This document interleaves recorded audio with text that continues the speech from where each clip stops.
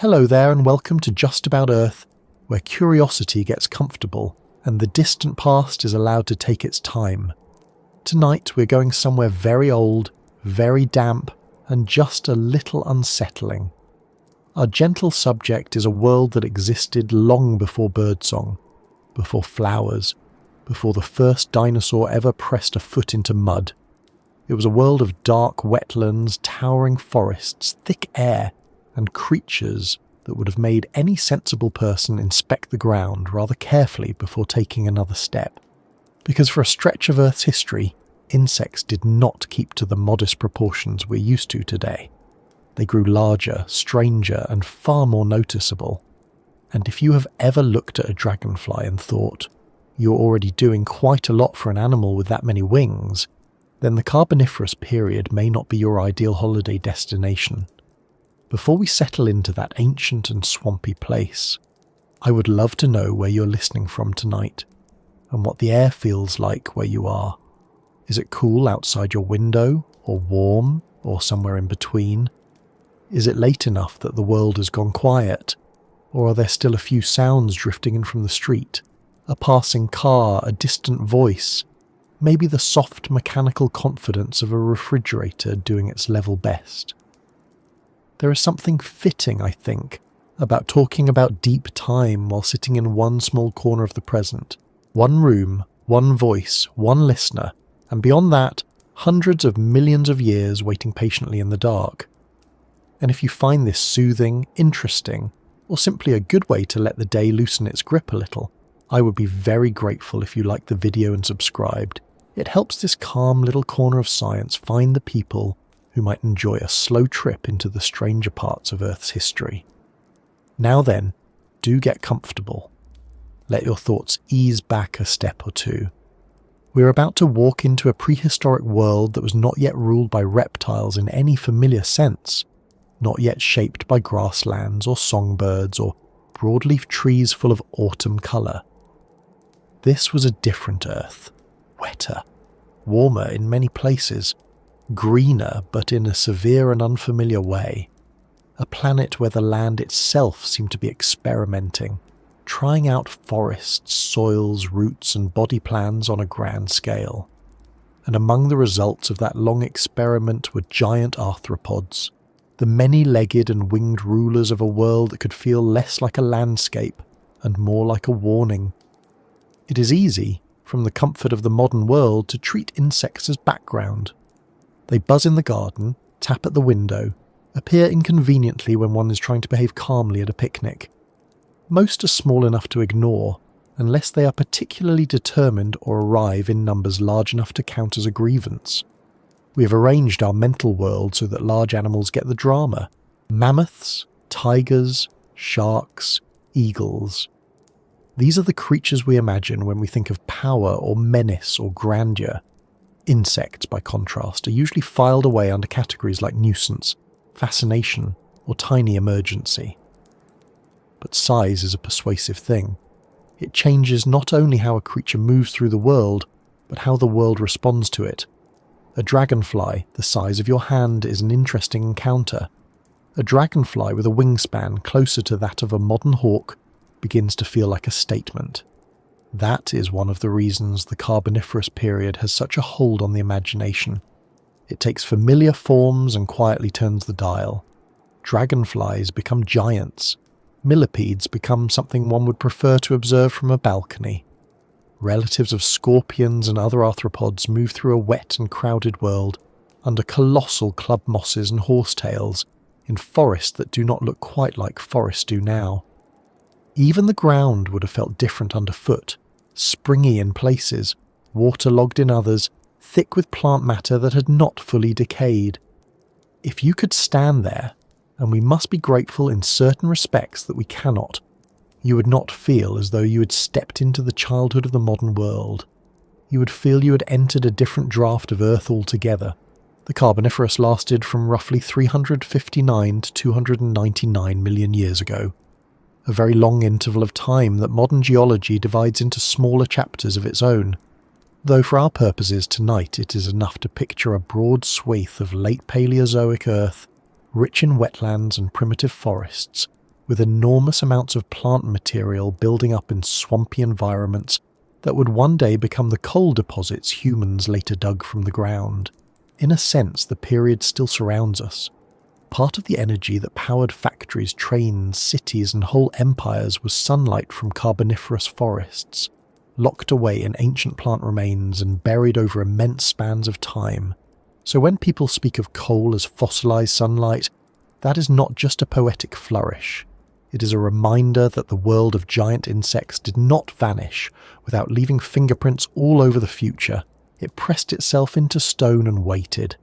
Still, before we get to the buried forests and the chemistry of ancient air, it helps to pause over the simple fact that Earthland was, in this period, much less familiar than our instincts expect. There were no flowering plants, no meadows, no fruit trees, no grass rippling under a breeze. If you imagine a modern wetland, with reeds and lilies and birds lifting off the water, that image will mislead you. Carboniferous landscapes were full of plants, but plants of older lineages, including giant lycopsids, horsetails, ferns and seed ferns, forming dense, humid forests in lowland swamps. Some of these plants grew tall and columnar, with textures and silhouettes that would seem almost artificial to modern eyes, as though assembled from repeating patterns rather than branching in the broad and irregular way later trees would do. You would not walk through such a place and think, "What a lovely wood." You might think, "This seems biologically sincere, but I would also like to leave." And then there was the air.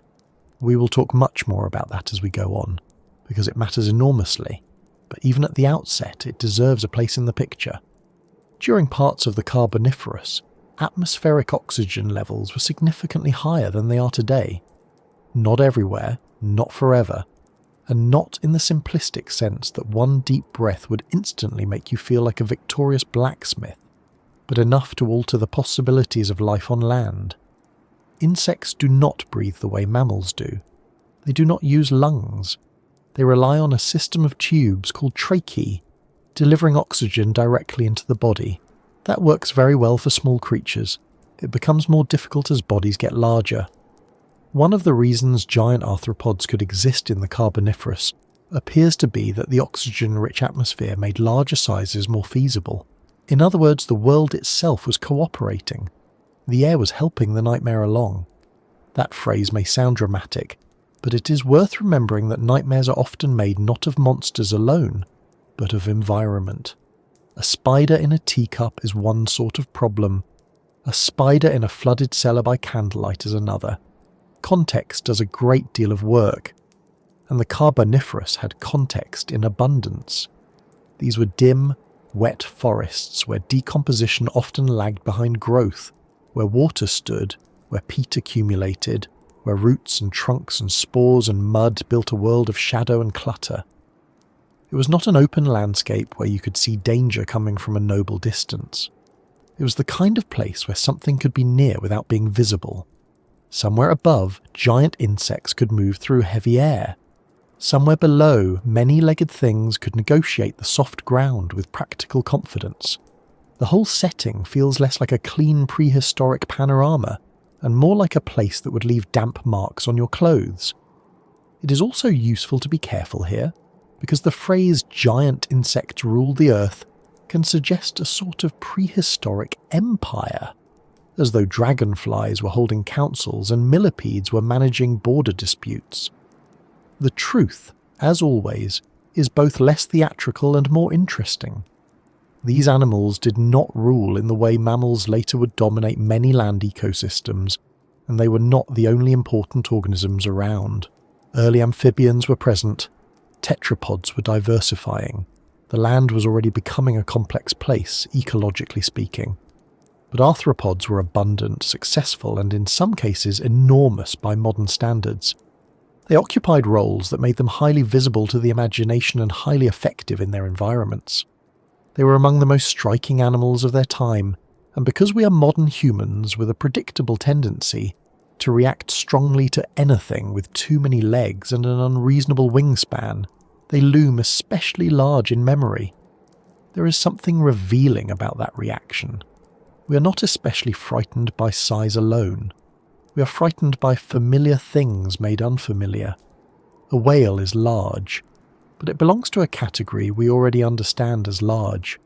A moose is large, and while one would not wish to surprise one in a narrow lane, it still feels like a respectable extension of mammal design. But an insect enlarged beyond its usual scale unsettles us because it disrupts a quiet agreement. Insects are supposed to stay small. That is part of the emotional contract. They may fly into lampshades. They may make poor decisions near fruit. They may arrive uninvited during dinner, but they are not meant to dominate the visual field. The Carboniferous breaks that agreement completely. It invites us into a world where the small things were no longer reliably small, and where the categories we use for comfort had not yet been installed. This is perhaps why the period is so compelling for slow nighttime contemplation. It reminds us that Earth has not always been arranged for our convenience, or even for our comprehension. We live in a world stabilized, at least in appearance, by familiarity. Forest means one thing, swamp means one thing, insect means one thing. We move through these categories almost without noticing them. Yet deep time keeps records of other arrangements, other chemistries, other climates, other balances between breath and body, growth and decay, land and life. The Carboniferous is not merely a chapter in natural history. It is a reminder that the Earth has tried out very different versions of itself, and that some of those versions were, by any ordinary standard, deeply unnerving. Imagine for a moment the sound of such a place. Not the sound effects of a film, with dramatic hissing and unnecessary orchestral advice, but the real texture of a humid prehistoric wetland. Water shifting slowly through roots, a soft drip from plant surfaces, the faint movement of bodies through foliage. Wing beats, perhaps, though not always where you expect them. The hush of heavy air. No birds. No cicadas in the modern sense. No mammal rustle in the underbrush.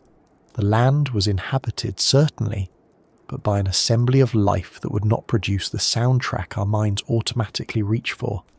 The quiet would not feel empty, it would feel occupied. And then there is the visual matter of scale. One of the best-known creatures from this broad world is Meganeura, an ancient griffinfly often described as dragonfly-like, with a wingspan reaching around 65 centimetres in some estimates. It was not a true modern dragonfly, but it is close enough in outline to cause instant concern. The first time most people see an artist's reconstruction, there is usually a pause, then a small adjustment in posture, then the realization that ancient airspace was not entirely a friendly place. On the forest floor, Arthropods, a giant millipede relative, may have grown to lengths of well over a metre, perhaps more than 2 metres in some cases, depending on the species and the uncertainties of fossil evidence. Even when one reminds oneself that many of these animals were not active predators of humans, for the simple and satisfying reason that humans did not yet exist, the imagination remains unhelpfully alert. Yet this world was not built for horror alone. That is important. The Carboniferous was not a mistake or a menace in geological form, it was a flourishing. Vast plant communities spread, soils deepened, atmospheric systems shifted, new ecological opportunities opened. Life was inventive, energetic, and in many respects highly successful. The same conditions that gave rise to giant arthropods also helped shape the future of terrestrial ecosystems. The buried remains of its forests altered the atmosphere and geology of ages yet to come. Evolution was busy, and not particularly concerned with whether future primates would approve of the results. The nightmare, if we call it that, is ours, not the planet's. Earth was doing exactly what Earth does, experimenting at scale. That is one of the steady lessons of paleontology. Creatures do not need to be malicious to be alarming. A giant dragonfly does not become unsettling because it intends anything sinister. It becomes unsettling because it reveals a world structured by rules that are not our own. Deep time strips away the familiar proportions of life and hands us alternatives. Here is a swamp without flowers. Here is a forest without birds. Here is an arthropod big enough to change the mood of an afternoon. Here is a sky in which the air itself helped wings and exoskeletons do more than they can now. The result is not fantasy. It is stranger than fantasy in a quieter, more technical way. It happened. Perhaps that is why it feels so effective as a subject for the late evening. Not because it startles in a loud way, but because it slowly rearranges your sense of what Earth has been. A few minutes ago, the phrase giant insects might have sounded like the title of an overcommitted B-movie. But sit with it a little longer, place it in a real geological setting, surround it with peat swamps and oxygen-rich air and forests of unfamiliar plants, and it becomes something more substantial. Not a gimmick, a chapter of reality, a time when the land was thick with life and the boundaries of body size were not where they are now. So as we move further into this ancient world, it helps to keep two ideas side by side. The first is that the Carboniferous was genuinely alien by modern standards, a place whose landscapes and animals deserve all the careful attention we can give them. The second is that it was also one of the great formative intervals in the story of the life on land. Beneath the strangeness lies continuity. Those swamps fed future coal seams. Those forests helped shape atmospheric history. Those arthropods show us what becomes possible when biology and environment line up in unusual ways. The nightmare and the lesson are the same thing viewed from different angles. And once you begin to see that, the whole period starts to come into focus not as a curiosity off to the side of Earth history, but as one of its great experiments. An experiment in forests, in air, in size, in the architecture of ecosystems before reptiles, mammals, birds and flowering plants remade the stage. The creatures we will meet there are memorable, certainly, but the world that made them is just as important. Because no giant insect appears in isolation. First comes the air. First comes the swamp. First comes the long, wet abundance of plant life, building and dying and building again, until the land itself begins to store away its own future in dark layers below. And when that kind of world settles in, larger wings and longer bodies begin to seem less like impossibilities and more like consequences. If the Carboniferous world looked unsettling, the air was one of the main reasons. It was not magic.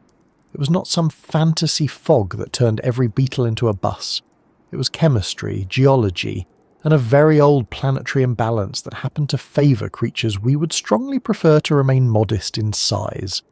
And that is the important thing to understand from the beginning. When people hear that giant insects once lived on Earth, the first instinct is to picture evolution simply deciding to be dramatic for a while. But evolution is rarely dramatic on its own. It works with what the world gives it. And for a long stretch of the Carboniferous, the world was giving out oxygen more generously than it does now. Today, Earth's atmosphere is about 21% oxygen. That is enough for forests, mammals, birds, campfires, and the regrettably athletic sprint one performs after realising the toast has burned again. It is for most purposes a serviceable arrangement. During parts of the Carboniferous, though, oxygen levels seem to have climbed significantly higher, perhaps reaching something in the neighbourhood of 30 to 35%, depending on the exact point in time and the model being used. That is not a trivial difference. It means the very medium through which animals breathed, moved and lived was altered. The air was not just there in the background. It was an active participant in the design of the world. Now, it is worth being precise, because phrases like thick air can be misleading if taken too literally. Carboniferous air was not thick in the sense of feeling like soup, or causing every passing insect to arrive with the solemnity of a fully loaded velvet curtain. The atmosphere's density depends on several factors. An oxygen percentage alone is not the same thing as the air becoming physically dense in the everyday sense. What changed, more importantly, was oxygen availability. The air was richer in the one gas that large active animals need to power their tissues. So when we say the air was thick enough to grow monsters, what we really mean is that the atmosphere was chemically favourable to body plans that would struggle under modern conditions. It was a world where being larger came with fewer respiratory penalties than it does for many arthropods now. That brings us to one of the most useful facts in this whole story, which is that insects do not breathe the way you do. There are no lungs tucked under those exoskeletons, no diaphragm steadily working away, no rib cage expanding and contracting with quiet dedication. Insects and many other arthropods use a tracheal system, a network of tiny tubes that carry oxygen directly into the body through openings called spiracles. It is an efficient setup for small animals. Oxygen diffuses in, carbon dioxide diffuses out, and the distances involved are short enough that the arrangement works beautifully. But diffusion has limits. It is quite good at moving molecules over tiny distances and progressively less impressive when asked to manage a large bulky body with tissues far from the surface. That is one reason modern insects are generally small. Their breathing system begins to impose constraints. Raise atmospheric oxygen, though, and those constraints ease. Oxygen becomes easier to obtain. It can move farther and more effectively through the tracheal network. Larger bodies become less of a respiratory gamble, not infinitely large, of course. The Carboniferous did not produce dragonflies the size of gliders or cockroaches capable of filing tax returns. There are always other physical limits in play, including exoskeleton strength, molting challenges, movement, reproduction, and ecological competition. But the ceiling shifts. A body plan that is difficult to sustain in a 21% oxygen atmosphere becomes more viable in an atmosphere richer in oxygen, and suddenly the arthropod world has room to think bigger. What caused that oxygen increase is one of the most interesting parts of the story, because it was tied to plants, and not just in a casual green sort of way. The Carboniferous was an age of enormous swamp forests. Vast lowland wetlands were crowded with leucopsids, horsetails, ferns, seed ferns, and other early plant groups. These plants were photosynthesizing on a grand scale, pulling carbon dioxide from the atmosphere and releasing oxygen. That part happens in any lush plant-rich world. The special Carboniferous twist was that huge amounts of plant material were being buried in wet, oxygen-poor environments before they could fully decay. Dead trunks, stems, roots, and leaves accumulated as peat in swamps and boggy forests. Over time, with burial, pressure and heat, that material would become coal. This matters because when plant matter is fully decomposed or burned, the carbon it contains returns to the atmosphere, and oxygen is consumed in the process. But if large amounts of organic carbon are buried and locked away, that cycle is interrupted. The carbon is removed from active circulation, and the oxygen released during photosynthesis is left behind in greater quantity. In simple terms, the Carboniferous world kept making plant matter and then failed, rather spectacularly, to recycle all of it promptly. The dead did not fully return to the air. They piled up in wet ground, and the planet's chemistry shifted as a result. One could say the swamp forgot to clean up after itself, and the atmosphere became a very different place. There is a quiet elegance in that. Giant insects were not simply the result of oxygen levels in isolation.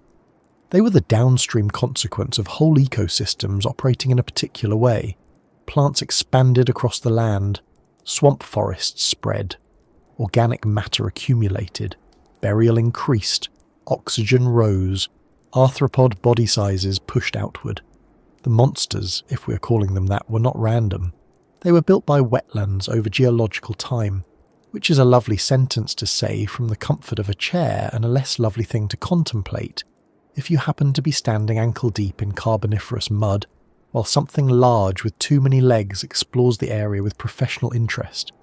It also helps to remember that oxygen is only one part of the atmospheric story. Carbon dioxide levels were shifting too, climates were changing over long spans, and the late Paleozoic world was not static. Continents were arranged differently. Mountain building and weathering were affecting the carbon cycle. Sea levels rose and fell. Glaciations came and went, especially later in the period. This was not a single, unchanging greenhouse swamp from beginning to end. Earth was busy with all the usual large-scale business of being a planet. But within that busy, changing world. There were intervals when oxygen seems to have reached levels high enough to reshape ecological possibilities, especially for arthropods. So what would it have been like to breathe that air?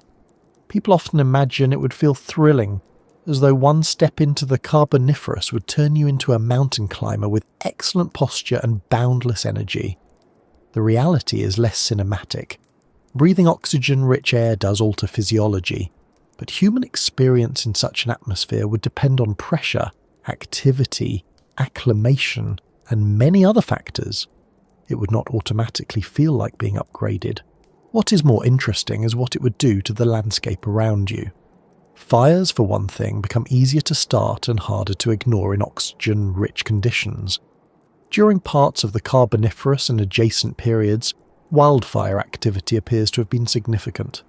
Plant-rich landscapes plus elevated oxygen make for a world where lightning strikes can have rather lasting opinions. A damp swamp may seem safe enough in places, but dry intervals or better-drained patches could burn with unsettling efficiency. That creates a world with a strange tension built into it. On one hand, wet conditions in many lowland forests promoted peat accumulation and helped preserve plant matter from full decay. On the other, elevated oxygen increased the flammability of terrestrial ecosystems. So you have this enormous productivity, this world of rampant growth, but also a world in which fire can become an important force. It is an odd combination, lush and hazardous at once. The land grows thick, stores carbon, feeds oxygen into the atmosphere, and becomes easier to burn. Earth, as ever, was not aiming for simplicity, and simplicity would not have suited the arthropods anyway. When we think of giant insects, the mind tends to leap immediately to active flyers like Meganeura, and fair enough, because winged things are always the first to command attention.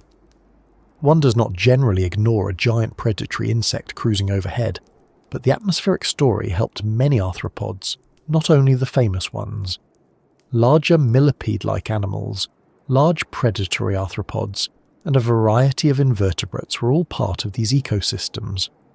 Different groups responded in different ways, and oxygen was not the only driver. Food availability mattered, predators and prey mattered, habitat structure mattered, competition with vertebrates mattered, especially over long time scales. But higher oxygen set the stage in a broad and powerful way. It relaxed one of the central limitations that keeps arthropods small today. There is also a pleasing bit of evolutionary irony here. Modern people often think of oxygen as something the world has simply always had in approximately suitable quantities, as if Earth came from the factory preloaded with breathable air and a modest number of dragonflies. But atmospheric oxygen is a biological achievement. It had to be made, maintained and modulated over immense spans of time by photosynthetic organisms and the geological systems that interact with them.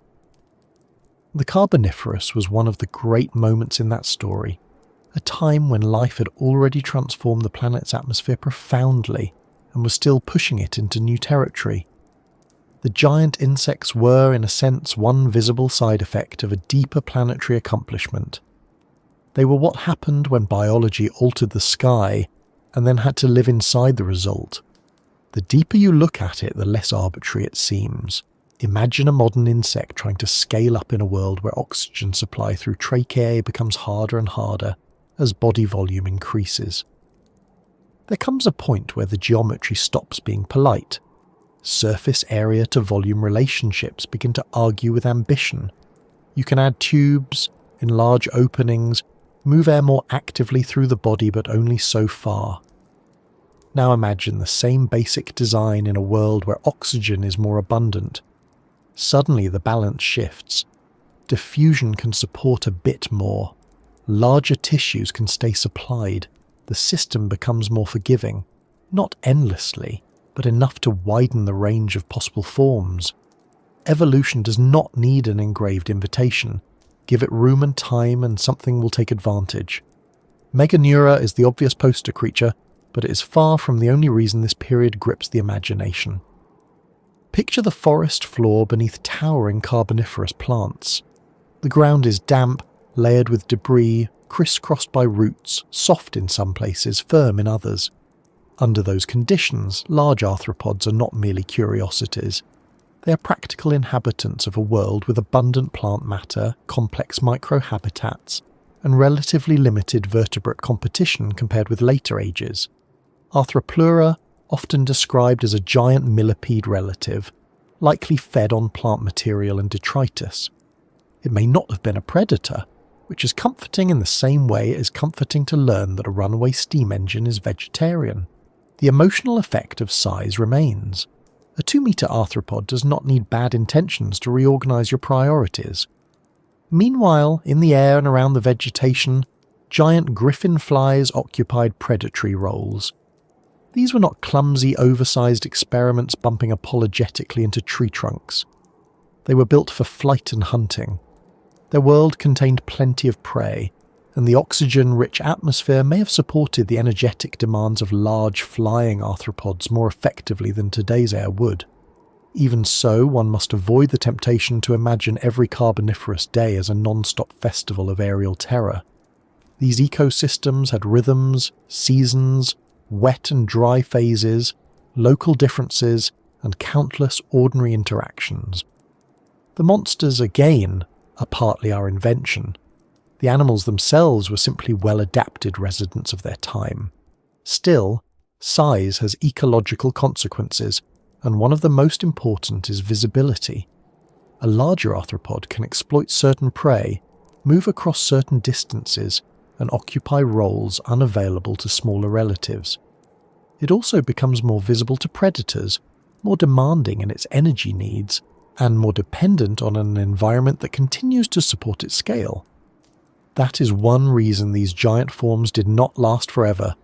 As atmospheric conditions shifted and ecosystems changed, the rules changed with them.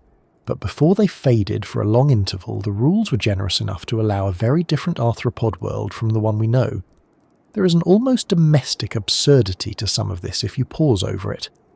For millions of years, the atmosphere was effectively conducting an experiment in what happens when you give tracheal animals better breathing conditions and then add endless wetlands.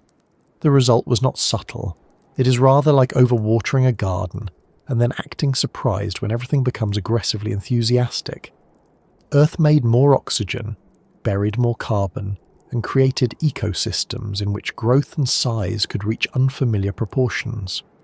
The lesson, if there is one, is that biology will exploit a favourable arrangement with astonishing sincerity. None of this means oxygen alone explains everything.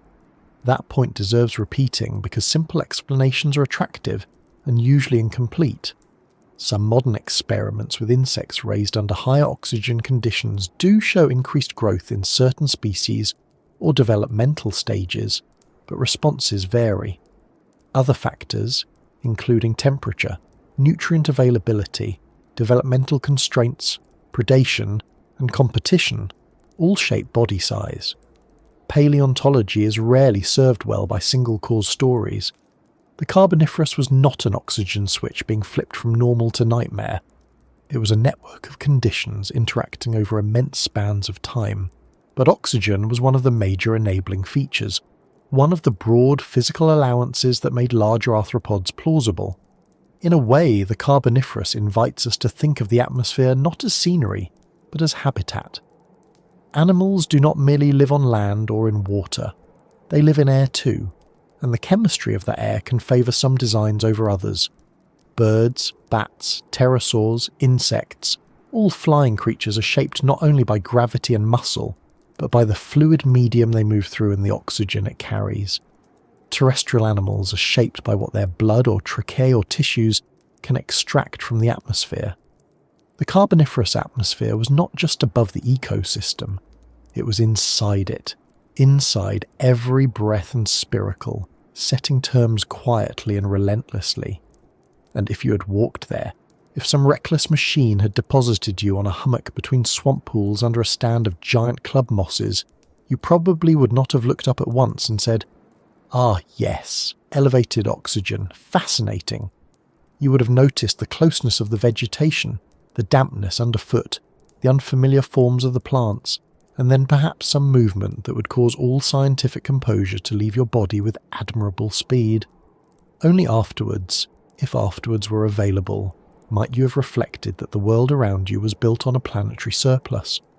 The air had helped make the forest had helped change the air, and between them they had produced creatures that modern instincts do not welcome. This is one of the reasons the Carboniferous does not feel merely old. It feels conditionally possible. It was not a world of impossible beasts or invented rules. It was a world produced by real chemistry, real geology, real ecology. Shift the carbon cycle, expand the forests, bury the dead plant matter, raise the oxygen, let arthropods explore that opportunity over millions of years. There is no fantasy required. Just time, environment, and the usual evolutionary willingness to try something inconveniently large.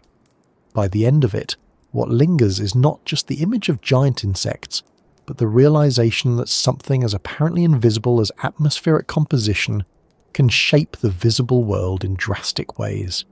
Change the air, and you change what can breathe, how efficiently it can move, how large it can become, how often the land burns, how ecosystems function, and who ends up dominating the imagination of creatures born hundreds of millions of years later.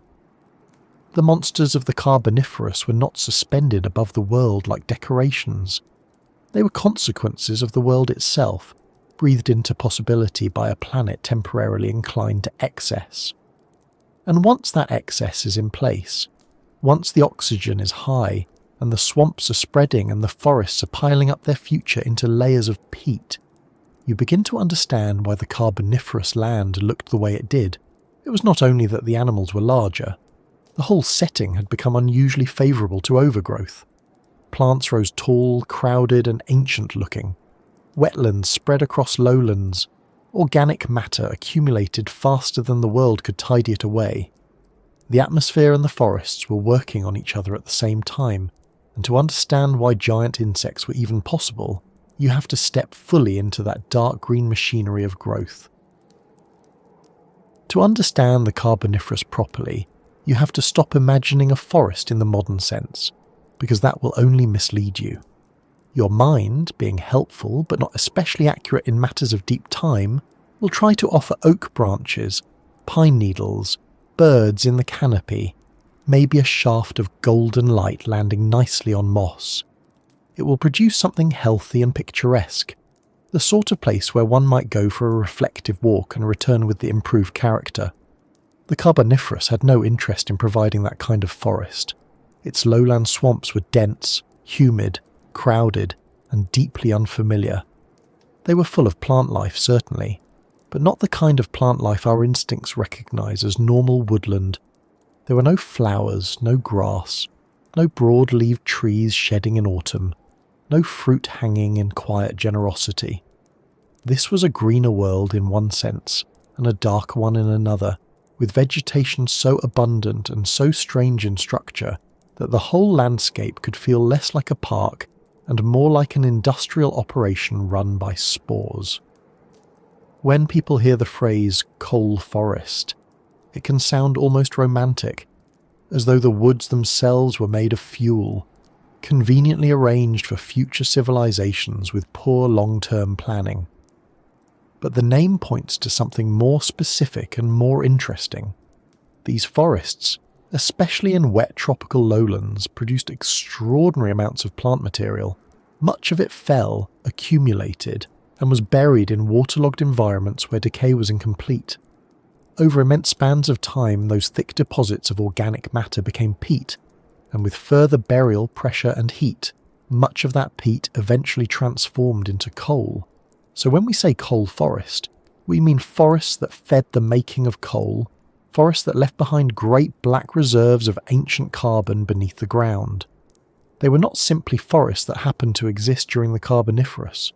They were among the key engines of its planetary chemistry. To stand in one of them, if that were somehow possible, and if one were willing to overlook the many practical objections, would be to step into a place where growth had outrun tidiness. The ground would often be wet, soft and uneven, with shallow pools, mats of plant debris, exposed roots, fallen trunks, and patches of peat beginning to form underfoot. In some places, the surface might feel spongy, as though the Earth itself had not entirely decided whether to be land or stored memory. Water moved slowly through these systems. It pooled, seeped, stagnated, and sometimes flooded. Drainage was often poor. Oxygen in the soil and waterlogged substrate was limited, which mattered enormously because it slowed decomposition.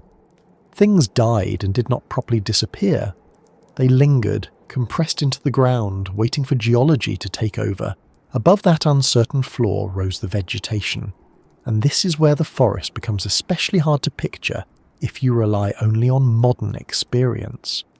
Many of the dominant plants were giant lycopsids, relatives in a distant sense of modern club mosses, though calling them relatives of club mosses may give the unfortunate impression that they were small and agreeable.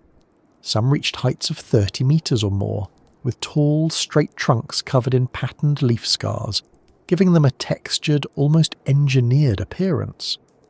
Their crowns often sat high above, bearing long leaves in clusters, while the trunks beneath remained columnar and relatively unbranched for much of their length. They did not look like oaks or pines or maples.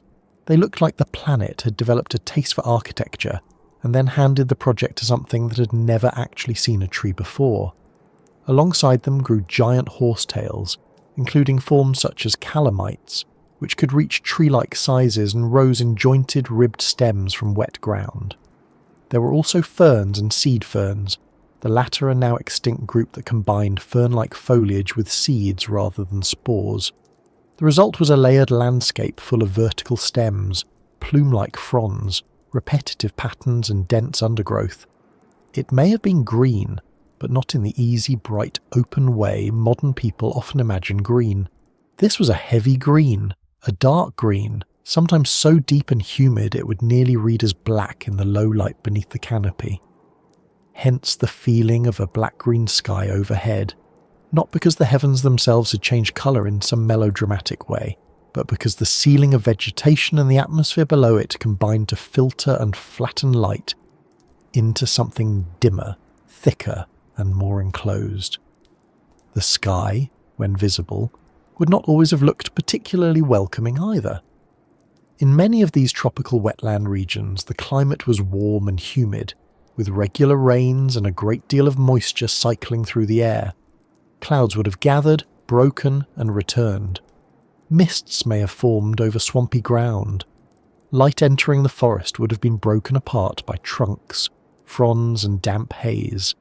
At midday, the upper world may have been bright enough, but down below, where a human visitor would be moving, the quality of light could be subdued and oddly flat, making distances difficult to judge and turning every pool of still water into a small uncertainty. It was not the kind of forest where you look far. It was the kind of forest where you look near, and often behind you. One of the strangest parts of imagining this world is realizing just how absent some familiar things would be. No birds calling from branches, no bees moving among flowers, no butterflies drifting harmlessly about with the sort of decorative confidence butterflies have somehow acquired, no mammals rustling in leaf litter, no deer tracks, no squirrels, no chirping dawn chorus trying to persuade you the world is wholesome. The Carboniferous forest had life in abundance, but its soundtrack and movement belonged to other kinds of bodies. The noises would have come from water, wind, arthropod motion, perhaps amphibian movement, the creak and collapse of wet vegetation, the occasional distant crack of a trunk giving way in soft ground. The silence, in other words, would not have been empty. It would have been occupied by things that did not yet know how to sing in the modern style. And because the forest was so productive, so relentlessly busy with plant growth, it created an environment that was not just visually dense but chemically active. Photosynthesis on a vast scale was drawing carbon dioxide from the atmosphere and releasing oxygen. Dead plant material, instead of being fully recycled, was accumulating in peat-forming wetlands. Over millions of years, this contributed to the elevated oxygen levels we spoke of earlier, helping to create atmospheric conditions more favourable to large arthropods. This is one of the great feedback loops of the Carboniferous. The forest changed the air, and the changed air affected the kinds of animals that could thrive in the forest. The landscape was not merely a backdrop, it was participating in evolution. There is something almost administrative about that, as though the swamp had quietly altered the terms and conditions of life on land without bothering to circulate a memo. The plants were not trying to grow giant dragonflies. They were simply doing what successful plants do when given warm, wet, extensive lowlands. They spread, rooted, rose, reproduced, died and accumulated. But in doing so, they helped restructure the atmosphere and the carbon cycle. Carbon that might otherwise have returned to the air was being tucked away underground in thick deposits. The future coal seams of Europe, North America and elsewhere were beginning as layers of wet plant matter in these ancient forests. The black under modern industry began as green over prehistoric swamp. That is why the Carboniferous often feels like a world made of excess. There was too much plant growth for the decomposers of the time to process efficiently, at least in those waterlogged settings. There was enough humidity and lowland space for peatlands to spread. There was enough oxygen, at least during key intervals, to shift the size possibilities of arthropods. It was a period when living systems did not merely occupy the land. They transformed it into a storage mechanism for carbon on a planetary scale. The ground itself became an archive of overproduction. Even the appearance of the trunks tells you something about how different this forest was from later ones. Modern trees often have branching forms shaped by competition for light, wind stress, and growth strategies familiar to us. Carboniferous lycopsids, by contrast, often carried their leaves or reproductive structures differently, and their bark surfaces preserved those distinctive leaf scar patterns that make fossil trunks look almost tiled. Some ended in crowns of leaves, with reproductive cones rather than flowers. Many reproduce by spores, released into the air in staggering numbers. If you have ever objected to pollen in spring, the Carboniferous would like a word. This was a world in which spore clouds were a serious feature of life. One can only assume that if there had been anyone around to complain about their sinuses, they would have done so continuously. The understory was no less strange. Ferns spread in dense patches. Seed ferns added further thickets of foliage. Juvenile plants crowded in wherever light and water permitted. Fallen debris accumulated and softened. Root systems spread through peat and mud. The whole forest was full of textures. Modern eyes are not trained to sort quickly. Some stems were ribbed, some scaled, some rough with scar patterns, some smooth and jointed. A modern forest often reveals its logic after a few minutes of looking. Trunk, branch, leaf, canopy, shrub, path. The Carboniferous did not offer such quick readability. Its forms belonged to lineages that later faded, shrank or vanished. The eye would keep trying to organise them into something familiar and keep failing. And then there is the matter of decay, which in this world is as important as growth. In the modern world, dead wood and leaf litter are attacked with efficiency by fungi, bacteria, insects, and all the countless specialists of decomposition. Forests are recycling plants all the time. The Carboniferous had decomposers, certainly, and one should never underestimate microbial determination. But in many of these swampy settings, the balance tipped toward preservation. Waterlogging reduced oxygen. Decay slowed. Plant tissues rich in compounds such as lignin were not always broken down as completely or as quickly as in later ecosystems with different decomposer communities and conditions. That helped organic matter accumulate. It also meant the forest floor could feel like a place where the dead had not properly left. This gives the coal forest its peculiar emotional quality. It is not simply lush, it is accumulative. Things grow, die, and remain. The ground remembers. Under your feet is not only soil, but unfinished time, layers of stems and roots and fronds pressing downward into blackening peat. Every step is close to burial. Every patch of stable ground has a temporary look about it, as though it might give way to water and old vegetation if asked too firmly. If one were being uncharitable, one might describe the whole place as a compost heap with ambitions. Geologically, however, those ambitions were entirely justified. The larger geography matters too. During the Carboniferous, much of the world's land masses were arranged differently, with extensive equatorial regions supporting these swamp forests. In what is now Europe and North America, broad tropical lowlands existed where sediments, water and plant growth interacted to create the environments preserved in coal-bearing rock sequences. These were not tiny isolated marshes tucked politely between uplands. They were vast systems, often connected to deltas, floodplains and coastal plains, shaped by shifting sea levels and river channels. Over time, marine incursions, sediment deposition, subsidence, and renewed plant colonization created repeating layers in the rock record. Coal seams interbedded with sandstones, shales, and other sediments. It is a beautiful record when seen in cross-section, though perhaps less beautiful when standing in it alive. That repeating pattern tells us the forest world was dynamic. Swamps formed, were buried, were replaced, returned. Rivers changed course. Sea levels rose and fell. Sediments arrived, blanketing old peat surfaces and setting the stage for new growth. So the coal forest was not a single timeless expanse frozen in one permanent mood.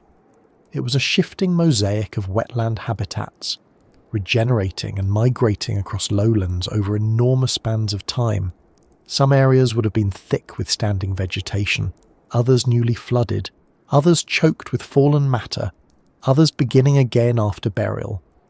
The nightmare in this sense was well managed and continuously renewed. Climate added another layer. Although the Carboniferous included important glacial intervals, especially later, and particularly in the southern hemisphere, the tropical coal forests themselves occupied warm, humid belts, favourable to year-round plant productivity. High rainfall and moisture availability sustained wetlands. In such conditions, plants need not wait for a short growing season. They keep going. They push upward and outward. The result is not the tidy pulse of a temperate woodland, but a more continuous pressure of growth. It is hard to overstate what that does to the feeling of a landscape.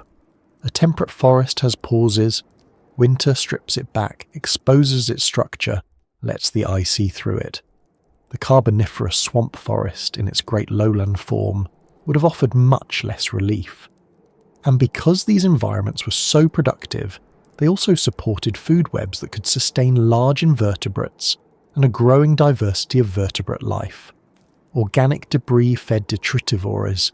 Herbivorous and omnivorous arthropods moved through the understory and litter. Predators hunted them. Early amphibians navigated wet margins and channels. Tetrapod evolution was underway in earnest. The coal forest was not only a place of plants, it was a machine for generating habitat complexity. Every trunk surface, root tangle, shallow pool, spore-rich air column, and decomposing mat created niches. Some of those niches were later filled by creatures whose silhouettes would have looked unreasonably bold against the dim canopy. It is also in this world that fire enters with a certain grim relevance. Elevated oxygen levels can increase flammability, and charcoal in Carboniferous deposits shows that wildfire did occur. This adds a sharp edge to the image of a wet green world. However damp many swamps were, the broader landscape included settings and intervals where vegetation could dry enough to burn, and once lit, oxygen-rich conditions could support intense fires. So beneath that black-green sky, the forest was capable of storing both water and combustion, both burial and sudden release. One does not often associate giant club mosses with infernal efficiency, but the Carboniferous was full of such quiet contradictions. There is an odd comfort in realizing that coal, which later became a symbol of furnaces, locomotives, factories, and smoke-blackened industry, began in silence. It began in wet places under dim light, in forests without birds, in the slow collapse of stems into peat. Before coal was dug, traded, burned, and politicized, it was simply the unfinished remains of a vanished world. Every seam is a compressed wetland. Every chunk once belonged to a forest that did not know it was making fuel for species not yet imaginable. In that sense, the Carboniferous is still with us every time human civilization touches those buried layers. We are, whether we like it or not, handling the residue of swamp air and spore forests. Imagine walking there at ground level for an hour. Your clothes would be damp almost at once. Your footing would be uncertain. The smell would be rich with wet vegetation and decay, though not the familiar smell of a modern woodland floor. The plants themselves would be wrong in their proportions and textures. The canopy, where it exists, would not have the branching elegance of later forests, but a more abrupt, tufted, clubbed look in places, with crowns perched atop tall stems. Light would shift in flat greenish tones. Every pool would appear slightly suspect. Every opening in the vegetation would seem likely to close again behind you. It would be a forest that gave very little away quickly, and yet, from above, from the scale of geology and time, this same forest was one of the great constructive forces in Earth history. It built soils, altered the atmosphere, sequestered carbon, created new ecological opportunities, and laid down the raw material for future coal measures. The black-green sky was not merely threatening, it was productive beyond measure. It was one of the times when life on land was expanding into its possibilities with immense force. The unsettling quality comes not from failure but from success. The forest was too successful to remain neat. That is why the coal forest remains such a powerful image. It combines fertility with oppression, growth with burial, abundance with claustrophobia. It is a place where every living thing seems to imply a future fossil, and above that crowded floor, in the humid air made richer by the work of all that vegetation, some animals took to the sky with a scale that would be difficult to ignore. If you were standing there, trying not to sink into the peat while adjusting to the fact that the trees looked designed by a patient mathematician with no experience of birds, there would eventually come a moment when movement crossed overhead, not small, not distant, but close enough to remind you that the Carboniferous did not merely grow forests. It also gave wings to some of the most memorable things that ever flew through them. And once you have that kind of forest, with its dim wet corridors and oxygen-rich air, it becomes easier to understand how something like Meganeura was not only possible, but practical.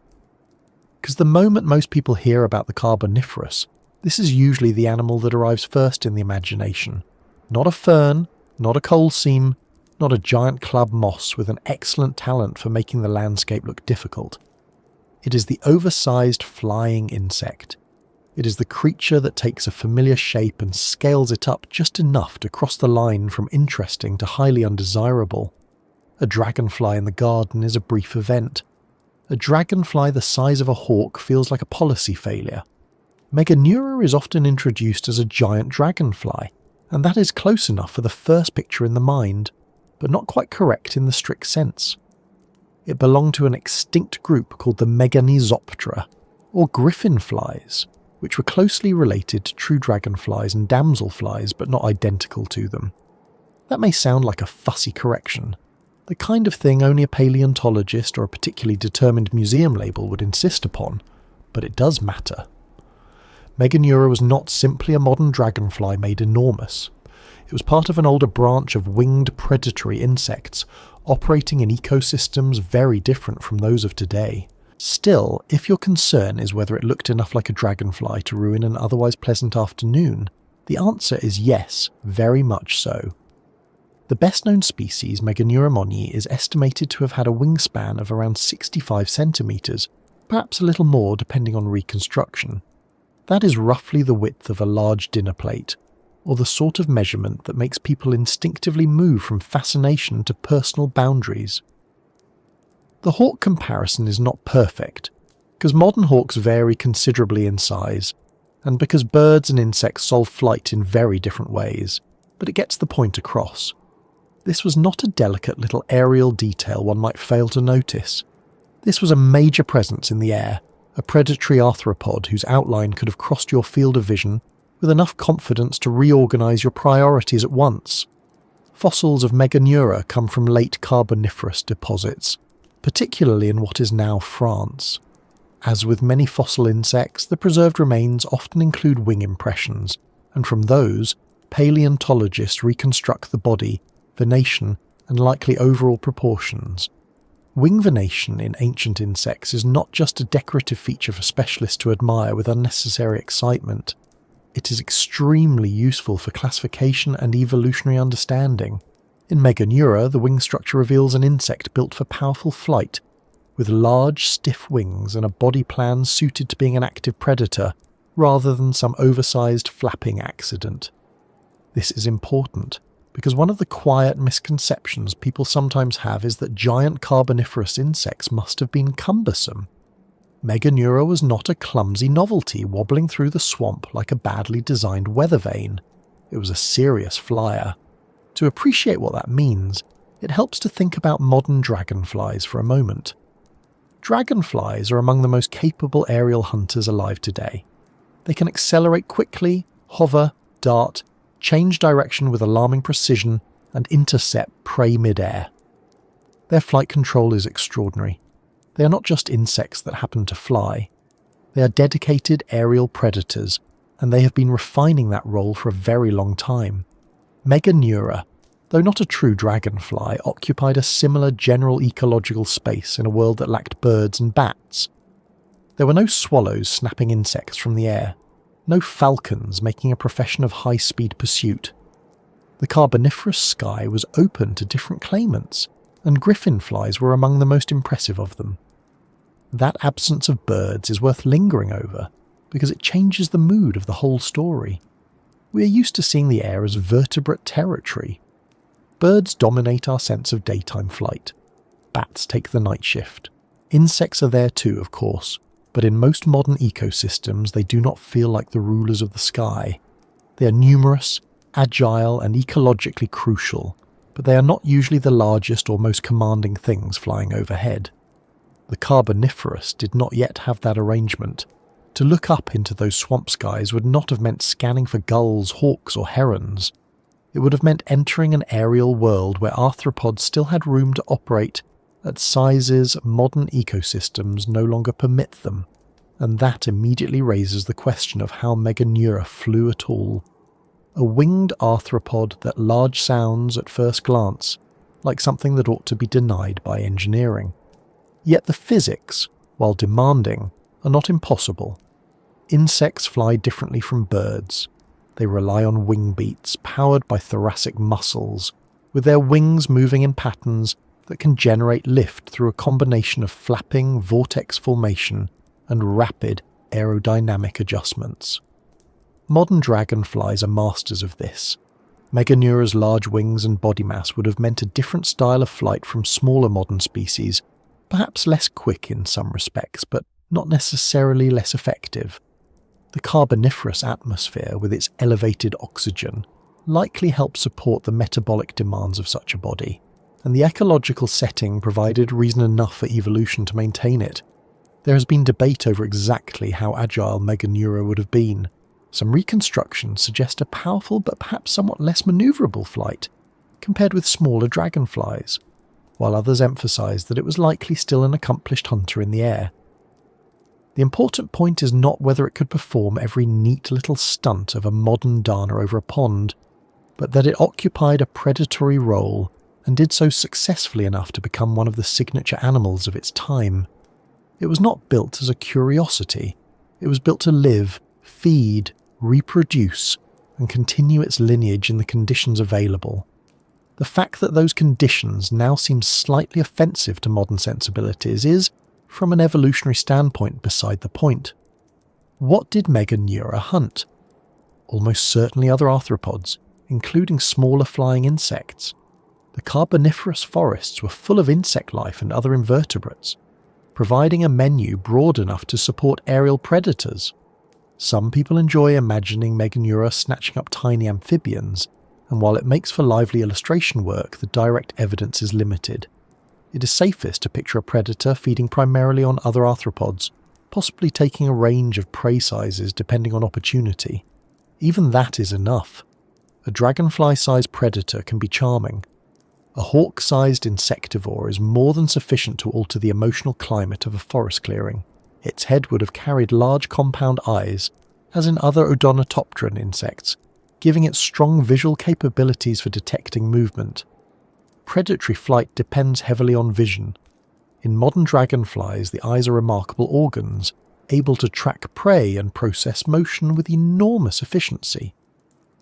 Meganeura likely relied on similar sensory strengths, though the exact arrangement of its head and eyes was not identical to that of modern dragonflies. Still, the overall image is clear enough. A large flying predator strongly guided by vision, moving through humid carboniferous air above wet forests and channels, watching for smaller bodies to betray themselves in motion. It is difficult to accuse the animal of anything inappropriate, because it was doing exactly what a predator should. But it is equally difficult to imagine it with complete emotional neutrality. One reason it remains so powerful in the public imagination is that the dragonfly body plan is already slightly alien even at small sizes. Dragonflies have enormous eyes, elongated abdomens, rapidly moving wings, and a style of motion that can seem almost mechanical in its precision. They hover like devices. They turn in ways that look premeditated. Enlarge that design and you do not merely get more insect. You get something that seems to belong to a different set of assumptions about what should be allowed in the air. A robin scaled up remains, in broad emotional terms, a bird. A dragonfly scaled up becomes a proposition. Meganeura carries all the visual unease of the insect form without any of the reassuring smallness that usually keeps our courage intact. There is also the matter of sound. We do not know exactly what a passing Meganeura sounded like, but large winged animals produce presence as much as noise.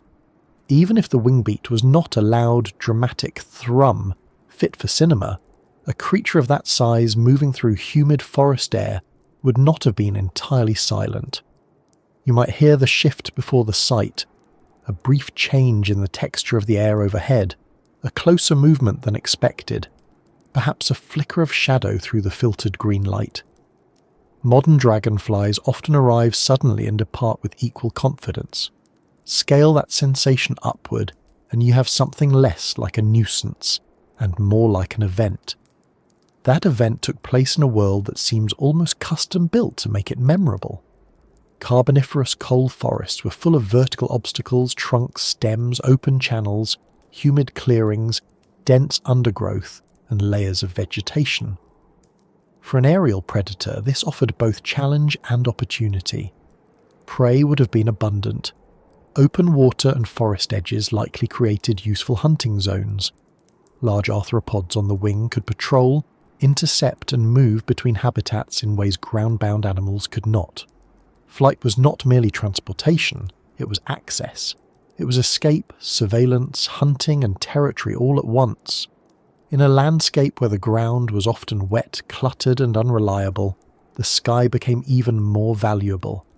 And that is perhaps the key to Meganeura's reign, if we're using that word in a measured way.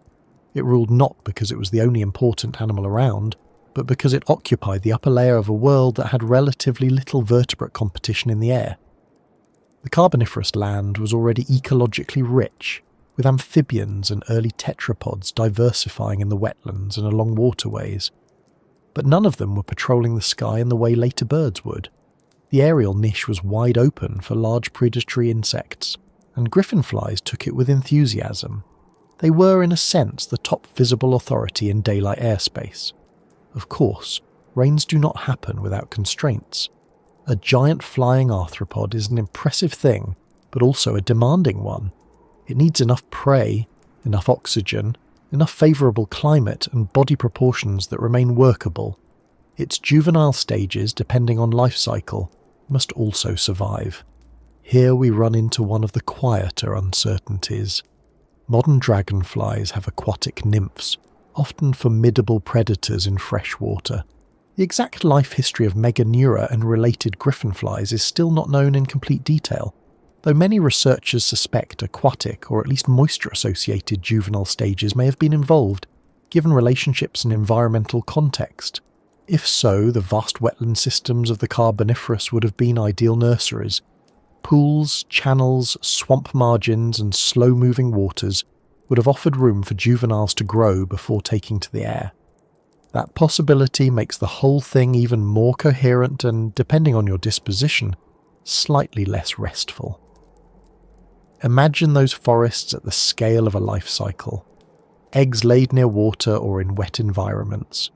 Juvenile predators growing among submerged vegetation or swampy margins, feeding on smaller animals, molting repeatedly, expanding, hardening again. Then, eventually, emergence into the adult aerial form. This is one of the recurring themes of insect evolution. Radical transformation between life stages, the world experienced first from one medium and then another. In the case of Meganeura, if such a cycle applied, the adult form would have represented not merely growth, but transition into the most commanding layer of the ecosystem. From wet margins to open air, from hidden development to highly visible predation. It is difficult not to admire the efficiency of the arrangement.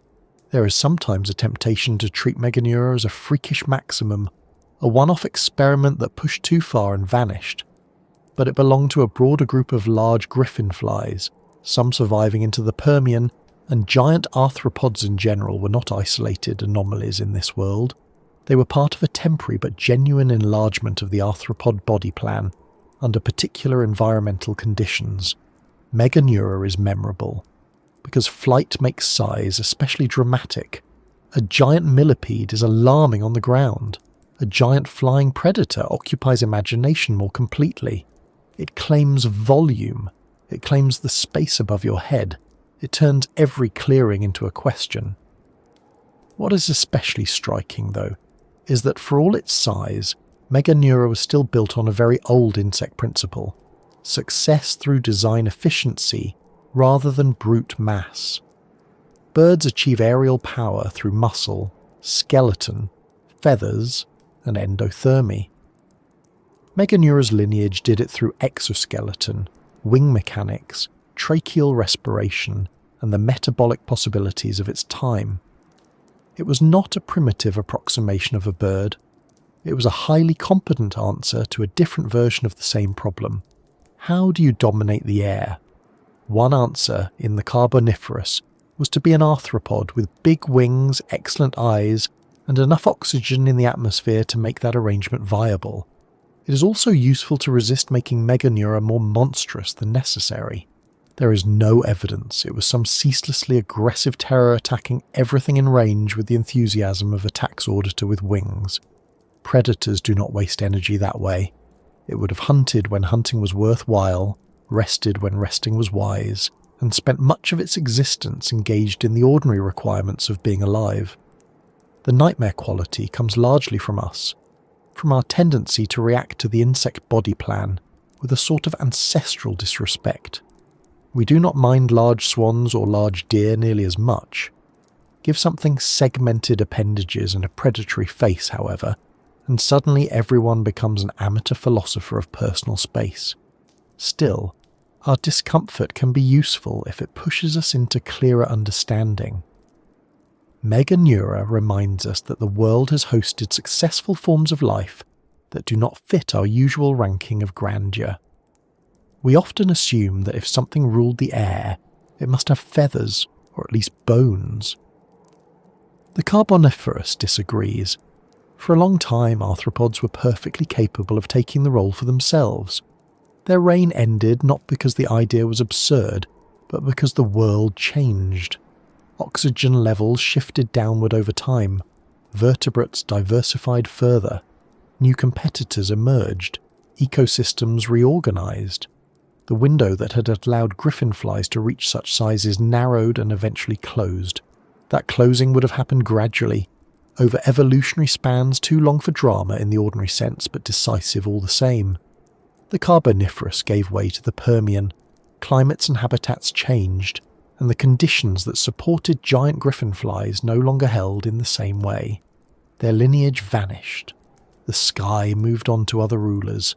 Yet Meganeura persists in the modern mind because it captures a very specific kind of lost possibility. It shows us an Earth in which the air itself once favoured a different scale of insect life, and in which dragonfly-like predators became large enough to feel, from our perspective, like a misjudgment the planet later corrected.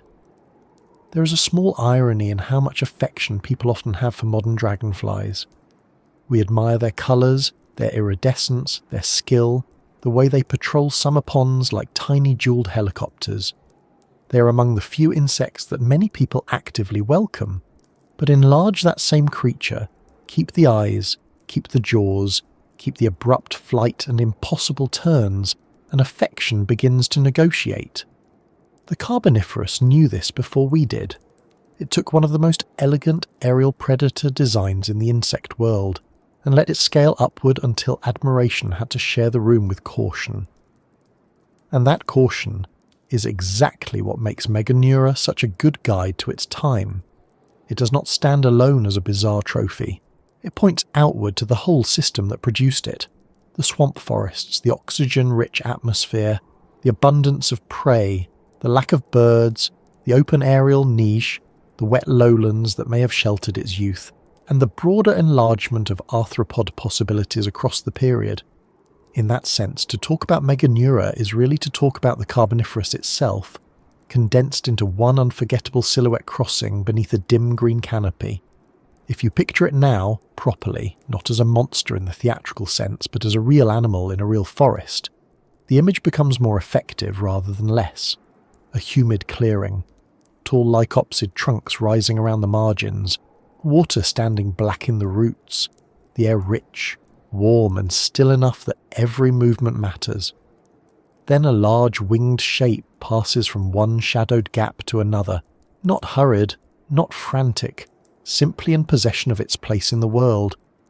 And once that place is established overhead, the ground below begins to seem even more complicated, because the Carboniferous did not reserve its ambitions for the sky alone. If the sky of the Carboniferous could make a visitor uneasy, the ground was not especially interested in restoring confidence.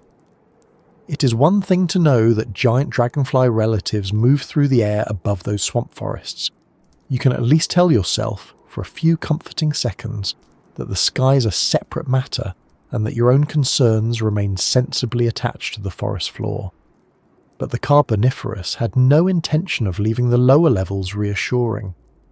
Down among the roots, the fallen stems, the peat, and the wet margins of channels, there were arthropods of a size that modern landscapes no longer permit. Some were not predators at all, which is scientifically important, and emotionally only somewhat helpful. Others almost certainly were predators, and they occupied that half-seen, low-to-the-ground role that every dark habitat eventually produces. The result was a world in which even walking required a certain philosophical flexibility. The best-known animal in this ground-level cast is Arthroplura, the largest land arthropod known from the fossil record. Recent work on its anatomy has strengthened the picture of it as a giant myriapod, part of the broader millipede-centipede branch of arthropods, and estimates based on body fossils and trackways suggest some individuals exceeded 2 meters in length, with giant trackways more than 50 centimeters wide. That is not large for a bug. That is something one might first mistake for infrastructure. The first thing to say in Arthroplura's favour is that it was probably not hunting anything with the enthusiasm of a cinematic monster.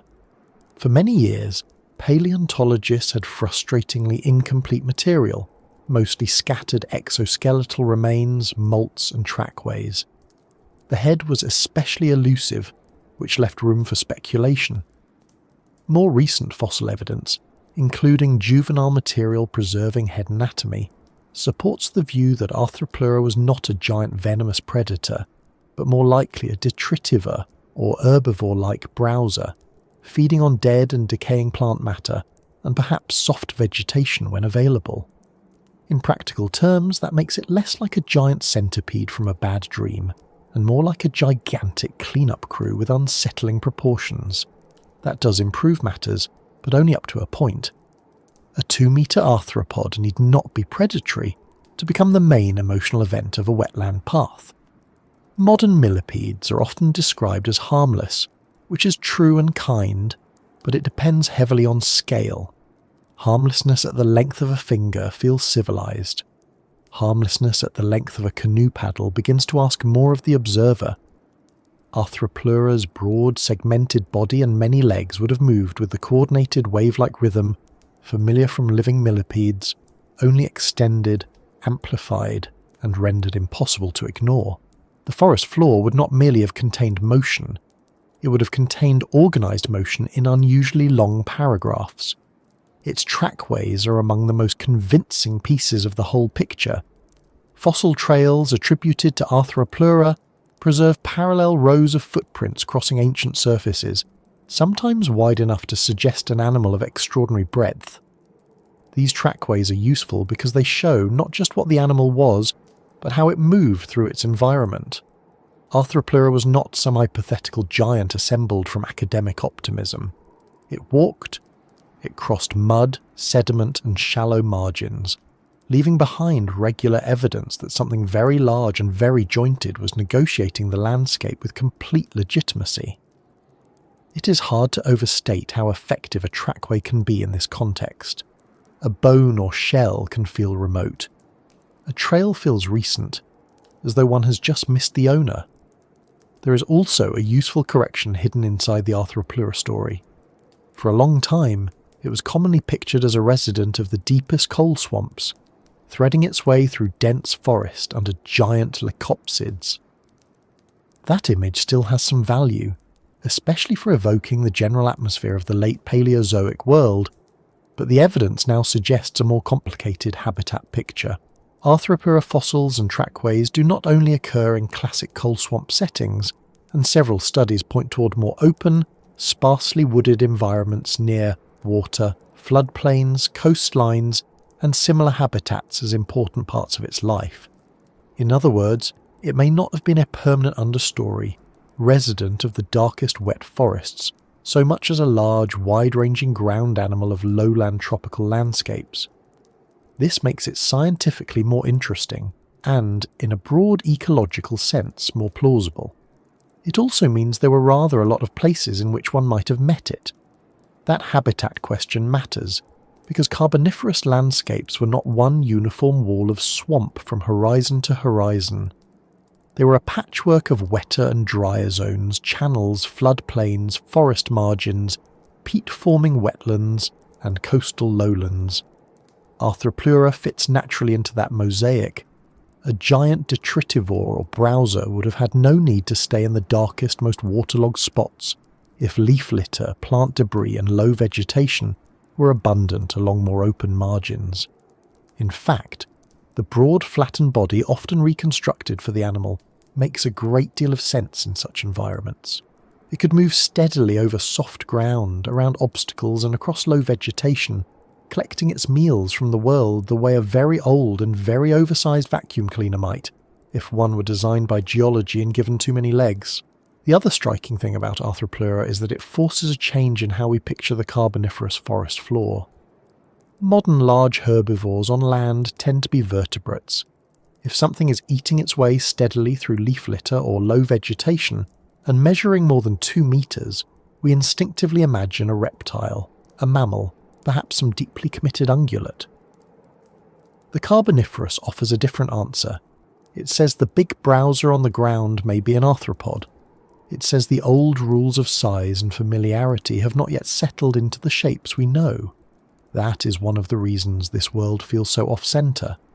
It is not only that the creatures are large, it is that the wrong categories are large.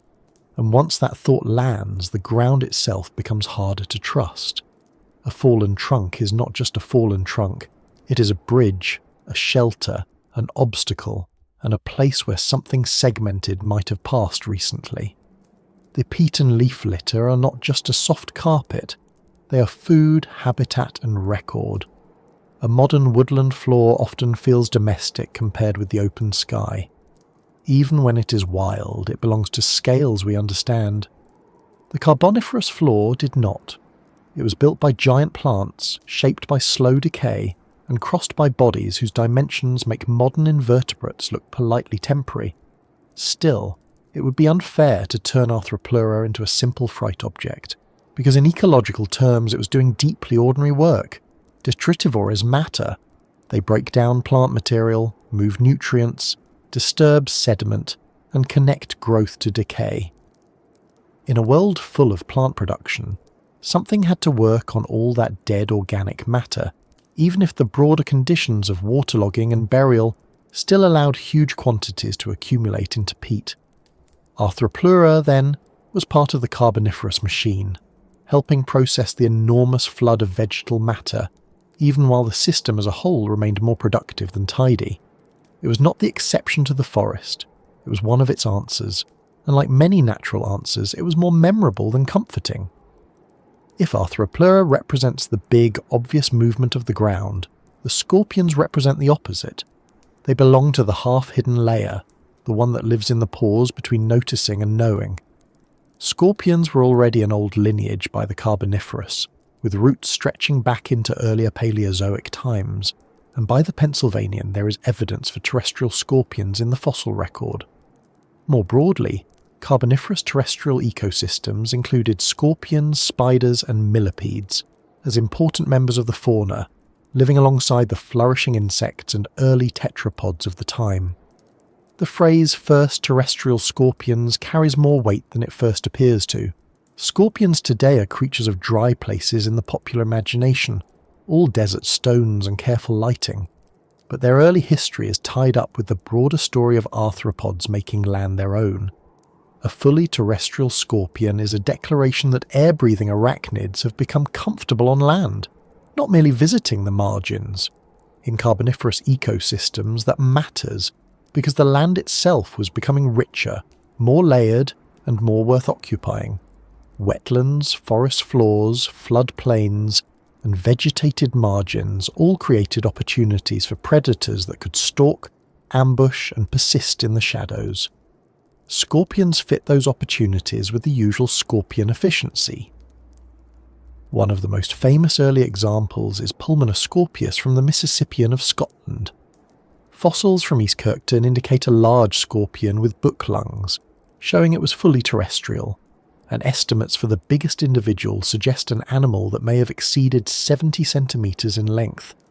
That is a serious scorpion by any standard, large enough to graduate from thing under a rock to reason to leave the quarry entirely.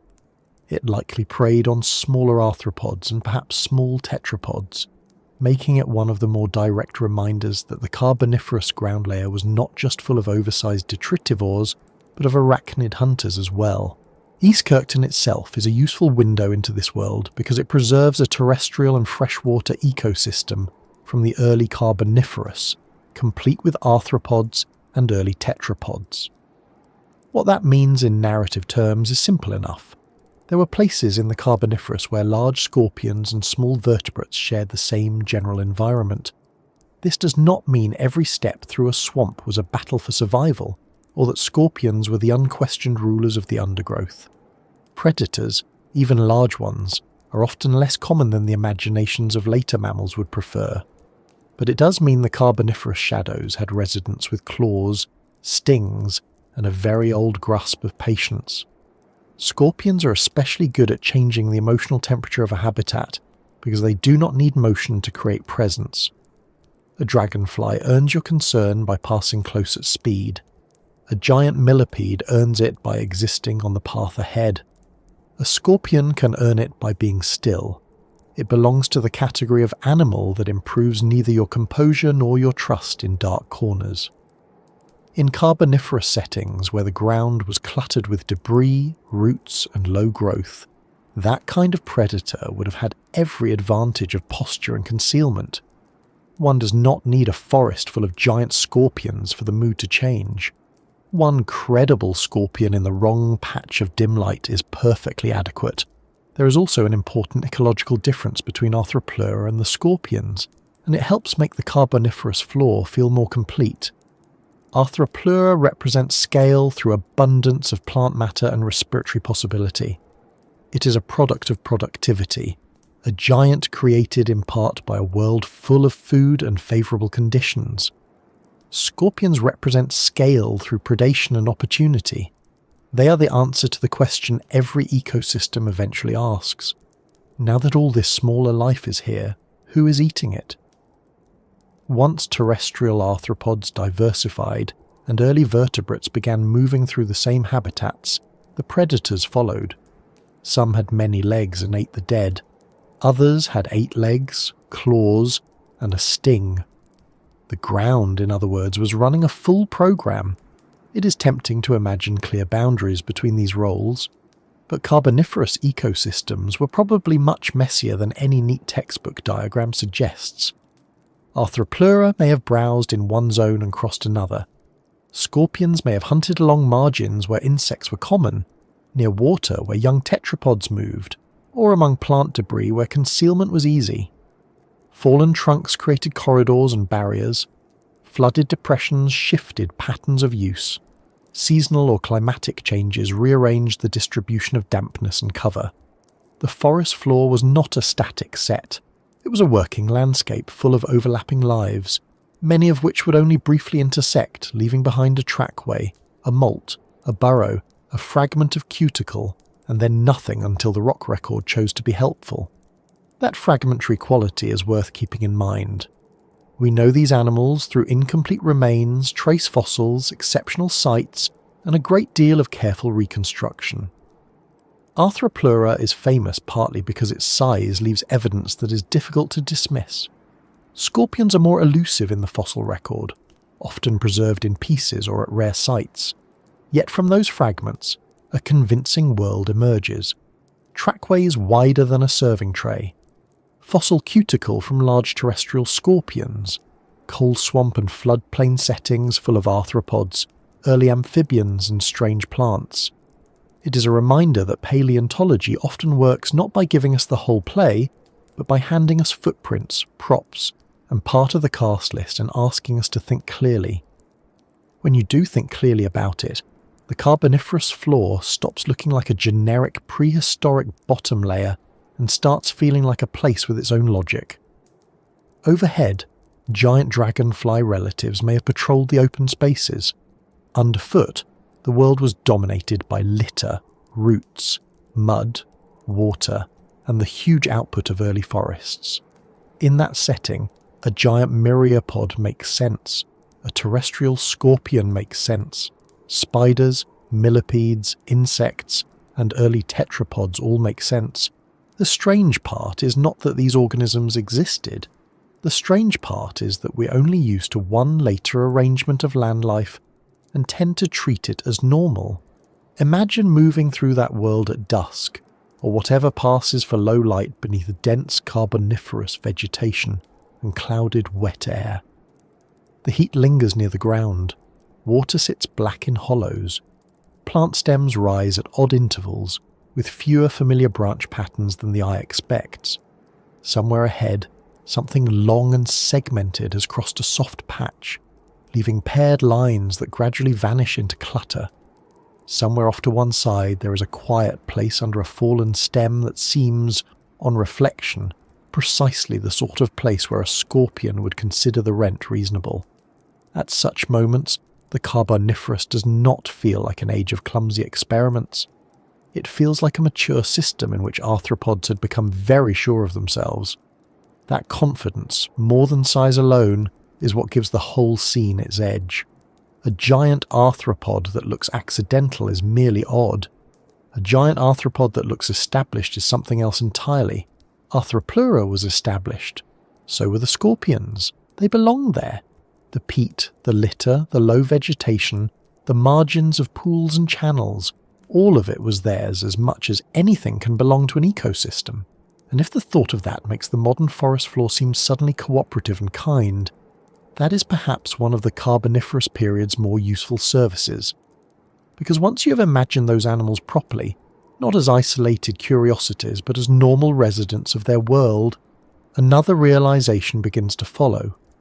These were not only big creatures in a big forest, they were responses to specific conditions: oxygen, climate, food supply, habitat structure, and ecological opportunity. The world did not grow giant arthropods by whim. It made them because for a time the rules allowed it. And the more closely you look at those rules, the more the whole question shifts from how frightening was this place to why did this kind of gigantism work here at all? Long before the forest floor became a place of birdsong, rodents, leaf mould, and the familiar little systems of the modern woodland, it was already learning how to unsettle anything with the misfortune to stand in it. The Carboniferous was not the first moment animals ventured onto land. Arthropods had been doing that much earlier, with myriapods and arachnids among the earliest animals to establish themselves in terrestrial ecosystems by at least the Silurian. But by the Carboniferous, the experiment had deepened. Forests had spread, soils had thickened, wetlands had expanded, and the lower world beneath the great swamp plants had become crowded with roles that now feel deeply familiar in function and deeply unfamiliar in form. Litter processors, ambush predators, surface runners, burrowers, scavengers, and egg layers, all moving through a habitat that was becoming truly terrestrial in complexity. That is what makes the Carboniferous forest floor feel like the first real nightmare in the modern sense. It was not simply that the animals were strange, though they certainly were.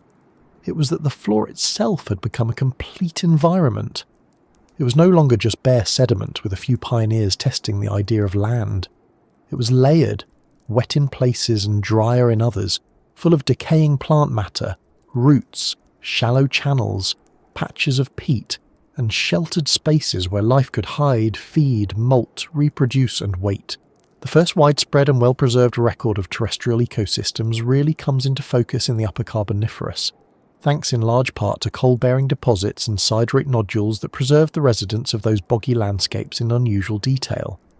By then, the land was no longer provisional.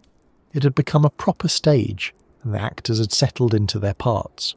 That matters because ecosystems become eerie in a very specific way once they are complete enough to produce silence with intent. A shoreline can be empty, a new volcanic island can be barren, but a forest floor, once it has enough shelter, enough debris, enough prey, and enough things making use of both, stops being merely occupied and becomes watchful. The Carboniferous had reached that point. Predators and detritivores had already appeared early in the history of land faunas, with Silurian records pointing to scorpions, trigotarbid arachnids, centipede-like myriapods, and millipede-like detritivores among the first known terrestrial animals.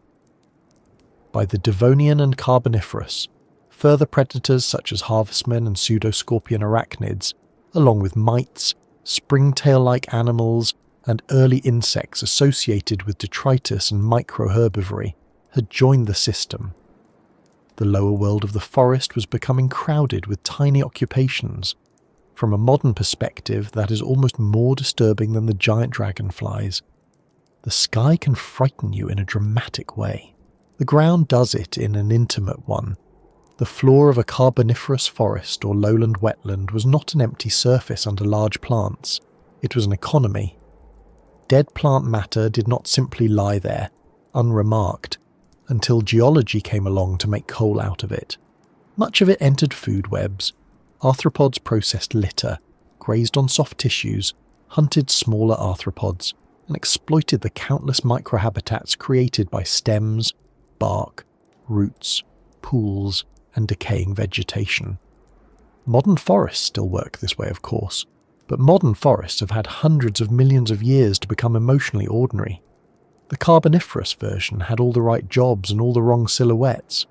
One of the oddest things paleontology keeps teaching us is that the earliest recognizable versions of some familiar ecological roles appear surprisingly mature. Carboniferous harvestmen, for example, are not merely vague prototypes of later arachnids. Exceptionally preserved fossils from about 305 million years ago in France have been shown to belong to different extant harvestman lineages and to look remarkably modern in their basic body plan. That means that even in these ancient forests, some of the creatures moving across bark, litter and low vegetation would already have been operating with designs that later proved durable over immense stretches of time. The nightmare, in other words, was not always clumsy. In some cases, it was already fully competent. That modernity is worth pausing over. We like to imagine deep time full of rough drafts, as though everything in the Paleozoic were only halfway to becoming real. But the Carboniferous floor was not populated solely by awkward experiments. Some of its arachnids were already recognizable in principle, even if the details differed. By the Carboniferous, scorpions were clearly land-dwelling, and the origin of the line leading to modern scorpions lies within that period.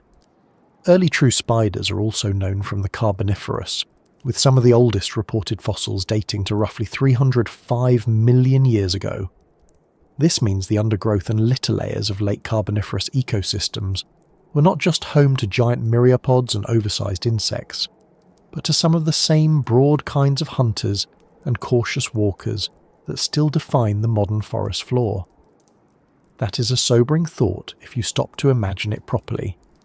Somewhere under those giant leucopsids and horsetails, among mats of wet plant remains and low fern growth, there were already spider-like forms waiting in stillness, harvestmen picking through the debris with quiet efficiency, scorpions occupying dark shelter, and myriapods carrying out their work in the litter.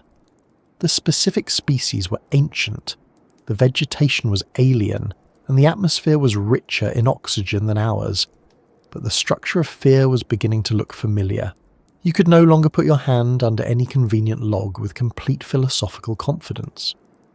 Once the arthropod floor fauna is established, innocence becomes difficult. Even the supposedly less threatening members of that community had a way of changing the mood. Detritivores sound, on paper, like civil servants of decomposition, and in a sense they are. Millipede-like animals help break down plant material and move nutrients through the system. Myriapods today are still important processors of leaf litter, and their ecological role in forests is anything but trivial. In the Carboniferous, that same job was being done in landscapes that were producing tremendous volumes of plant matter, and some of the creatures handling that work could become enormous under the atmospheric and ecological conditions of the time. Arthropleura is the obvious case, but even before one reaches giant examples, the principle is already there. The forest floor was full of bodies whose purpose was to convert death into further life. That is an ordinary ecosystem function, yet from close range it can feel less ordinary than one might like. It also helps explain why the forest floor was not simply buried under dead plants forever, despite the famous accumulation of peat and future coal. A common older story claimed that Carboniferous plant matter piled up mainly because fungi had not yet evolved the ability to break down lignin efficiently. More recent work has pushed back against that simple explanation, arguing that lignin was not the central limiting factor in many coal-forming floras, and that coal accumulation reflected a broader combination of ecological, climatic and sedimentary conditions rather than a single missing decomposer trick. In plain terms, the floor was active. Decay was happening. Arthropods and microbes were already at work. It is just that waterlogging, burial, and the larger balance of the system still allowed huge quantities of plant matter to escape complete recycling. That makes the lower world feel busier and somehow more unsettling. A place where nothing is happening is easy enough to understand. A place where things are constantly being eaten, shredded, burrowed through, and chemically unmade, while at the same time vast amounts of organic matter are still accumulating into future coal, is more difficult to hold in the mind. The Carboniferous floor was not quiet because it lacked process. It was quiet because so much of the process was small, hidden, and underfoot. It was a world where life did a great deal of its work at low height and low visibility. The fossil record gives us occasional glimpses of those interactions.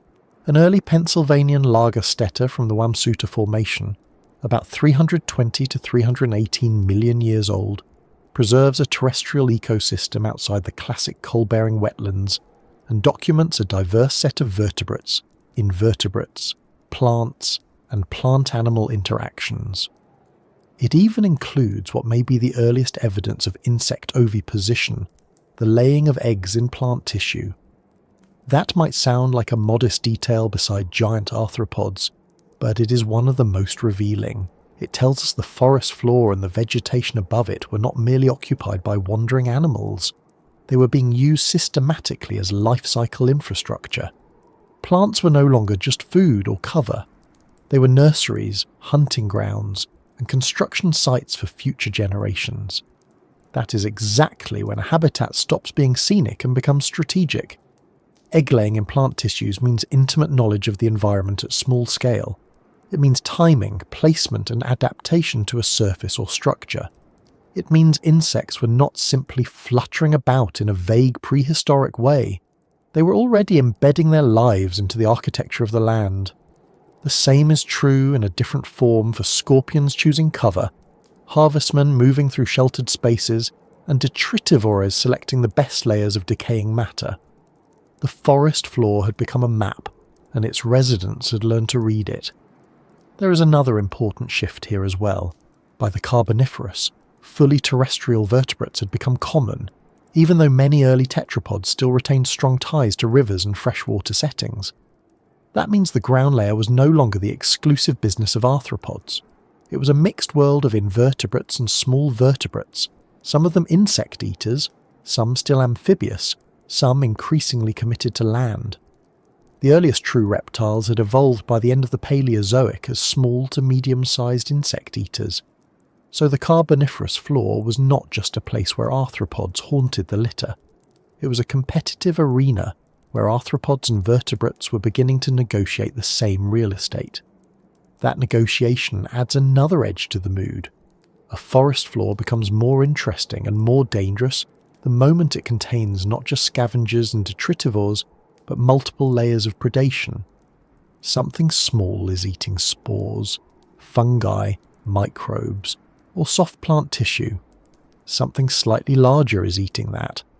A scorpion may be waiting for both. A small tetrapod may be looking for the scorpion, or for the softer prey around it. The result is not a static collection of odd creatures, but a moving web of attention, all concentrated at ground level. To us, the phrase forest floor sounds passive, almost decorative. In the Carboniferous, it was anything but. And because it was so structurally complex, visibility would often have been poor. This matters more than modern people sometimes assume.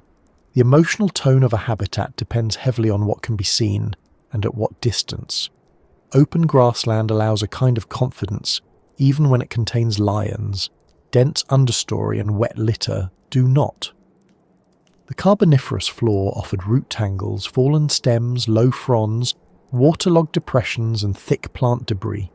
Such habitats reward stillness, ambush, and careful movement. A predator does not need to be especially large in a place like that to feel important. It only needs to remain unseen until the last moment. Add genuinely large arthropods to the system, and the atmosphere improves for no one. There is also a special discomfort in knowing that many of these lineages had arrived on land very early and had had a long time to learn what worked.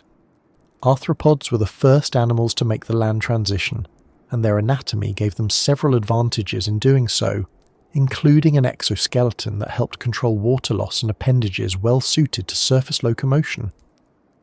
By the time Carboniferous forests flourished, these lineages were not newcomers improvising in public. They were experienced residents of terrestrial habitats.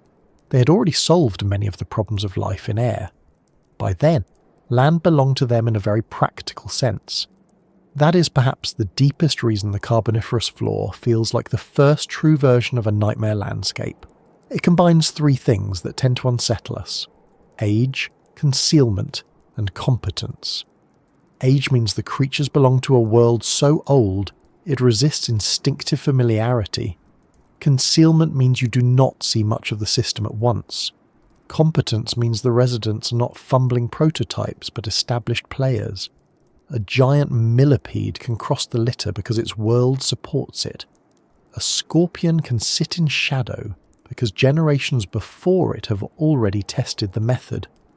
A harvestman can look surprisingly modern because its design was good enough to last. Once those three things come together, the ground starts to feel owned. Imagine kneeling there, which I do not recommend but which the imagination allows without consequence. Your hand hovers above wet plant debris that has been accumulating for seasons beyond counting. The surface is not smooth. It is full of cavities, fibres, soft spots, and half-buried stems. Tiny arthropods are already moving through it, even if you cannot pick them all out. Somewhere in that clutter there may be molts, eggs, fungal strands, droppings, and fragments of cuticle. Above, the dim green light filters through giant spore plants. Nearby, a trackway cuts across soft sediment. Something with many legs has passed through. Something with fewer legs may still be waiting.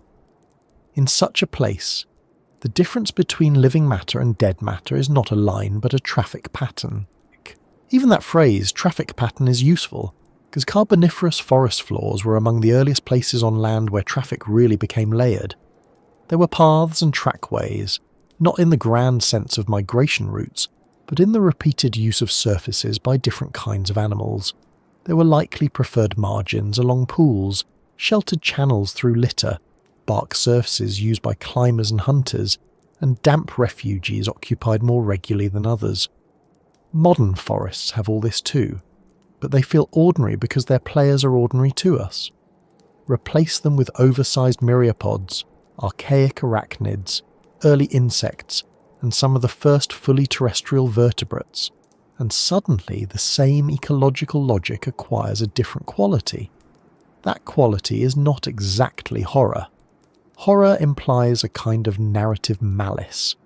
The Carboniferous floor had none. It was doing what successful ecosystems do when plants become abundant and animals diversify to exploit every available surface, gap, and decaying layer. But from the perspective of a mammal built to distrust sudden movement in dark places, it lands in the same emotional region. It is the first forest floor that feels truly inhabited in the modern predatory sense, and it achieves that feeling very early indeed, which is why the giant forms, however memorable, are only part of the story. The more important transformation had already happened lower down. The floor had ceased to be empty ground beneath primitive plants, and had become a complete, many-layered habitat full of hidden labour, hidden feeding, hidden waiting, and hidden risk. Once that happened, the Carboniferous was no longer merely growing larger arthropods. It was growing a whole terrestrial logic of underfoot life, and once you understand that, the giant insects of the period stop looking like isolated spectacles and start looking like the visible tops of a much deeper system. The real change was not only in what flew overhead or crossed open mud, but in what the atmosphere, the plants, and the ecology were jointly allowing. The floor had become dense enough to support nightmares. The air had become rich enough to let some of them grow. By the time most people ask why insects became giants in the Carboniferous, they usually already have an answer ready. Oxygen. The word arrives quickly, with the confidence of a student who has revised exactly one flashcard and intends to get full value from it. And to be fair, oxygen really is the place to begin. Atmospheric oxygen in the late Paleozoic appears to have risen well above modern levels, with several long-running reconstructions placing peaks somewhere around 30 to 35%, compared with about 21% today. That increase coincided with the age of giant arthropods, and for decades it has been the leading explanation for why dragonfly-like griffinflies, giant millipede relatives, and other oversized invertebrates could exist at all. But the Carboniferous never does just one thing at a time. Oxygen matters, yes, but it works as part of a larger arrangement involving plant evolution, carbon burial, insect anatomy, climate, fire, food webs, and the simple evolutionary fact that when the world opens a door, something eventually tries to get through it. The reason oxygen became such a persuasive idea is built into the insect body plan itself. Insects do not use lungs the way mammals do.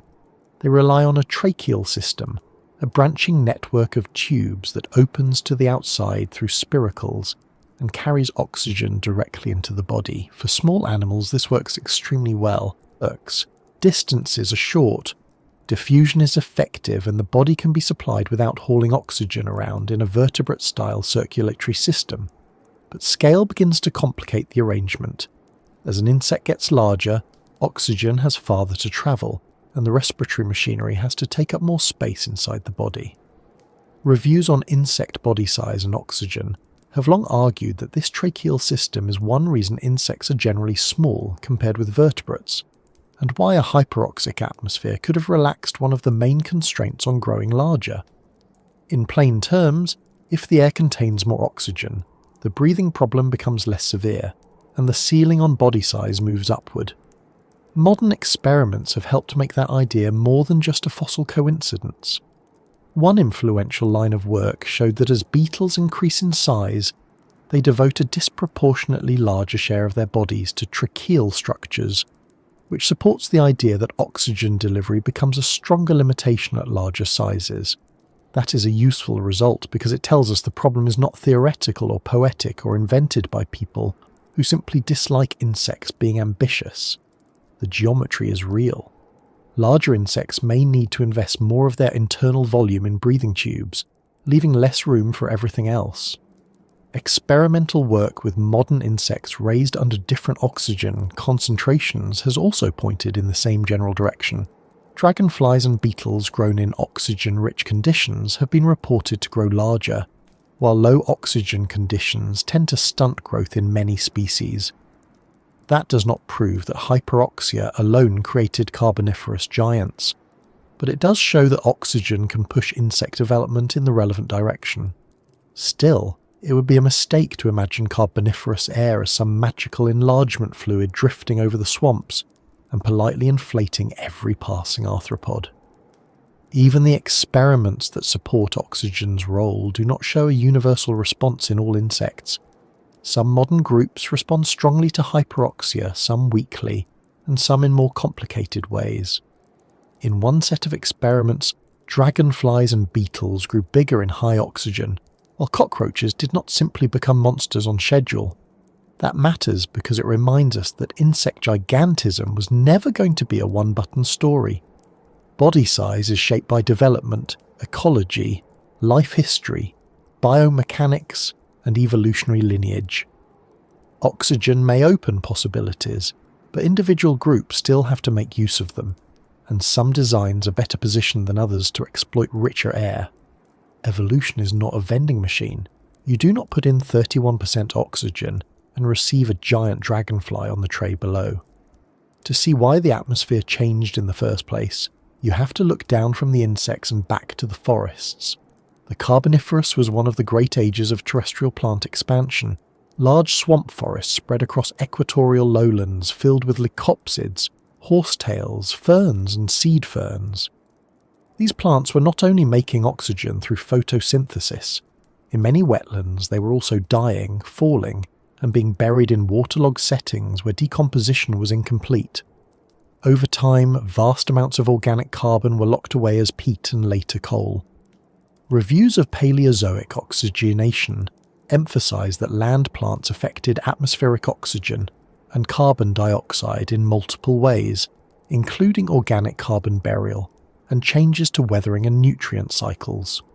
The more carbon that was buried and removed from short-term recycling, the more oxygen could accumulate in the atmosphere. So the giant insects were not simply children of the air, they were in a very real sense children of buried forests.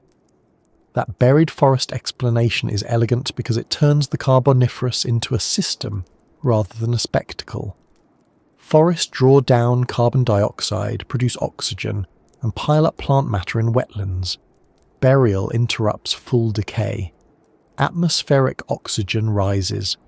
Arthropods with diffusion-based respiration find that their size limits are not where they used to be. Some lineages grow larger. Predators take advantage of more abundant prey. Detritivores process huge amounts of litter. Fire becomes easier to start in a richer oxygen atmosphere. Nothing here is isolated.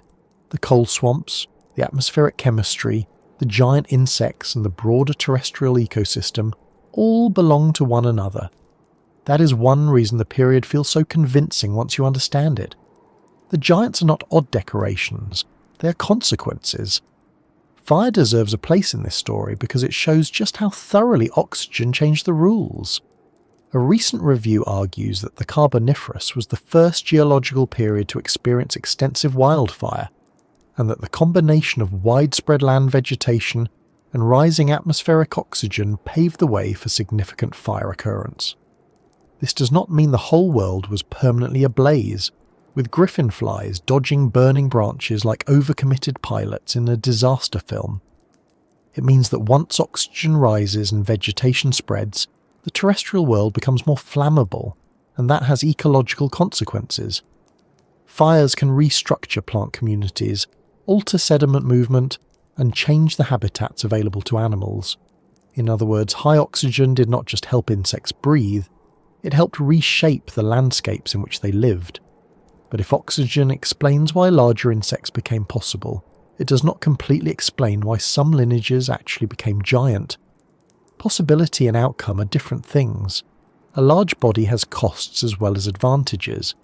It needs more food, more developmental stability, and a body design that still works when scaled up. It may improve dispersal, hunting, mating success, or resistance to desiccation, but it may also make molting more dangerous, movement more energetically expensive, and reproduction more complicated. The Carboniferous happened to offer advantages that could favour large size in some groups: abundant prey, structurally complex habitats, warm conditions in many lowland regions, and relatively open aerial niches because birds and bats had not yet arrived to crowd the sky. In that setting, if oxygen relaxed a major physiological constraint, ecology could begin rewarding the result. That last point is important enough to sit with for a moment. A giant flying insect is not merely a breathing problem, it is also a competition problem. Who else is in the air? Who is hunting you? Who is taking the same prey? A 2012 PNAS study on insect body size argued that while atmospheric oxygen tracked maximum insect size in the late Paleozoic, the later decoupling of insect size from oxygen levels coincided with the radiation of birds, suggesting that biotic interactions such as predation and competition eventually became more important than oxygen in setting the upper size limit of the largest insects. That gives the Carboniferous and Permian skies a special character. They were not just oxygen-rich, they were undercrowded by later standards. If you were a giant predatory insect then, you were not sharing the air with swallows, swifts, falcons and bats. The sky had room to be older and stranger. The same logic applies on the ground. Giant myriapods such as arthropods did not evolve in a vacuum. They evolved in landscapes full of plant debris, wet lowlands, and ecological opportunity. If large detritivories could move efficiently through those environments and exploit the enormous output of Carboniferous vegetation, then body size may have brought advantages there too. It could improve endurance, digestive throughput, or movement across rough substrates, though the exact benefits would have depended on the animal and its habitat. The point is that oxygen did not hand out giant size randomly. It widened the gate. Ecology decided who found it worthwhile to walk through. There is another useful complication, and it comes from very recent work. In 2026, researchers reported evidence challenging one of the most familiar versions of the oxygen hypothesis: the idea that giant griffin flies required unusually high atmospheric oxygen, specifically because their flight muscles would otherwise have been unable to receive enough oxygen through their tracheoles. According to summaries of that nature study, the space occupied by tracheoles in insect flight muscle is typically very small, around 1% or less, and the authors argued that even giant griffin flies could, in principle, have added more tracheoles without running into the old proposed limit. That does not mean oxygen had nothing to do with Paleozoic gigantism. It means the story may be more complicated than high oxygen or no giant insects. The older explanation may have been too neat. Science does this occasionally. It lets one lovely answer settle in for 30 years and then comes back with a more troublesome one. If that newer argument holds up, then the question becomes even more interesting. Perhaps oxygen was still part of the picture, but not the single decisive barrier once imagined. Perhaps biomechanics mattered more than expected. The strength and weight of an exoskeleton, the costs of molting, the mechanics of maintaining flight at large size, or the structural limits of wing design. Perhaps ecology mattered more: predator pressure, competition, habitat structure, or the availability of prey large enough to make an oversized aerial predator worth the trouble. And perhaps different giant arthropods reached large size for different reasons, with oxygen helping broadly while more specific constraints varied by group. That is often how deep time problems turn out.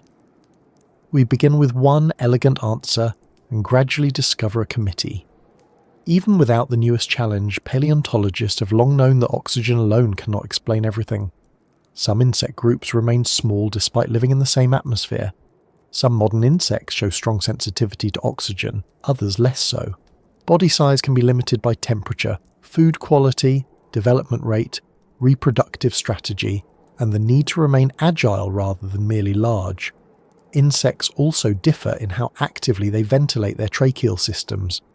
Not all rely on diffusion to the same extent, and not all life stages face the same constraints. Once again, the Carboniferous refuses to be reduced to a slogan. High oxygen was likely a broad enabling condition, but body size still had to be negotiated through anatomy and ecology on a lineage-by-lineage basis. This is why the best answer to the question is not simply that insects became giants because the air had more oxygen. They became giants because the Carboniferous was a rare moment when multiple conditions lined up in the same direction. Forests expanded on a huge scale. Organic carbon burial helped oxygen rise. Insect respiration likely became less limiting at large sizes. Wet lowland habitats produced abundant food and shelter. The skies lacked birds and bats. Some lineages had body plans and ecologies that could take advantage of the opportunity. And once large size appeared, it could be favoured if it improved hunting, movement, reproduction, or survival in those ecosystems. It was not one cause stacked on one effect. It was a whole world leaning for a while toward bigger arthropods. There is something almost irritatingly sensible about that. We want the answer to be dramatic. We want the Carboniferous to reveal some secret recipe for monster creation, perhaps written in swamp mist on the side of a giant horsetail. Instead, what it offers is systems thinking. Change the plants and you change the atmosphere. Change the atmosphere and you alter respiratory limits. Change those limits, and ecology starts exploring new body sizes. Keep the sky relatively free of vertebrate flyers, and one branch of the experiment goes further. Keep the lowlands wet and productive, and another branch grows longer legs and more segments than anyone asked for. The nightmare, as ever, was assembled patiently. And that patience is important, because giant insects did not appear overnight like the punchline to a geological joke. The Carboniferous lasted tens of millions of years. Evolution had time to test, fail, adjust, and expand. Body size can shift gradually under sustained selection. Lineages can exploit niches more completely over time. Extinction and competition can prune away one set of forms while allowing another to spread. When we picture giant dragonflies and millipedes, we are seeing the visible outcome of millions of years of ecological negotiation, not a single atmospheric event. That is one reason the period feels so complete. The giants belong there. They are not anomalies intruding on the system. They are what the system eventually produced. So when people ask why insects became giants in the Carboniferous, the most honest answer is that the world briefly made giant size easier, useful, and in some cases worth keeping. Oxygen was probably a major part of that story, especially as a broad physiological enabler, and the classic evidence for that remains strong. But the full answer also includes forests, coal swamps, carbon burial, wildfire, food webs, body architecture, and the unusual emptiness of the Paleozoic sky from a vertebrate point of view. The Carboniferous did not simply grow big insects because it could. It grew them because the air, the land, and the ecology were all pushing in roughly the same direction at once. And once you see that, the giants stop looking like a bizarre accident of history and start looking like the natural consequence of a planet temporarily committed to excess. Which becomes even more interesting when you ask what it must have felt like to breathe in that world from the inside. If you could stand for a moment in a carboniferous wetland and do nothing more dramatic than take a breath, that alone would tell you that the world was arranged differently. Not in a theatrical way, not as though the air itself had turned into some supernatural fog, but in the quieter, more important way that chemistry changes what life can attempt. Many long-standing models of late Paleozoic atmosphere have suggested oxygen levels substantially above today's 21%, often somewhere in the low 30s at peak intervals, and those higher oxygen reconstructions have been one of the central reasons scientists connect the Carboniferous with arthropod gigantism. At the same time, newer proxy work has challenged parts of that picture and argued that Paleozoic oxygen may have been lower and more stable than some of the classic models proposed. So even before we enter the swamp, one thing is worth keeping in mind. The exact numbers are still debated, but the relationship between atmosphere and body size remains one of the key questions in this whole story. That uncertainty, oddly enough, makes the place feel more real rather than less. Deep Time is not a neat museum label with every figure settled and every diagram finished.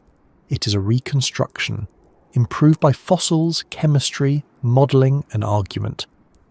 What is clear is that Carboniferous landscapes, especially the famous coal-forming lowlands, were environments of extraordinary plant productivity. Reviews of land plant evolution and Carboniferous ecosystems describe the spread of extensive terrestrial vegetation, major organic carbon burial, and vast coal-forming swamps whose physical conditions could be restrictive and semi-closed. In simpler terms, this was a world where plants had gained enough control of the land to begin changing the atmosphere around them in powerful ways. So what would breathing there have felt like? Probably less like a miraculous energy boost and more like walking into a hot, wet, overgrown system that had no intention of keeping its distance. The early Carboniferous climate is commonly described as more uniform, tropical and humid than today in many low-latitude regions, and the Great Pennsylvanian coal swamps were shaped by stressful physical conditions in which waterlogging, dense vegetation, and repeated burial events helped create semi-closed habitats.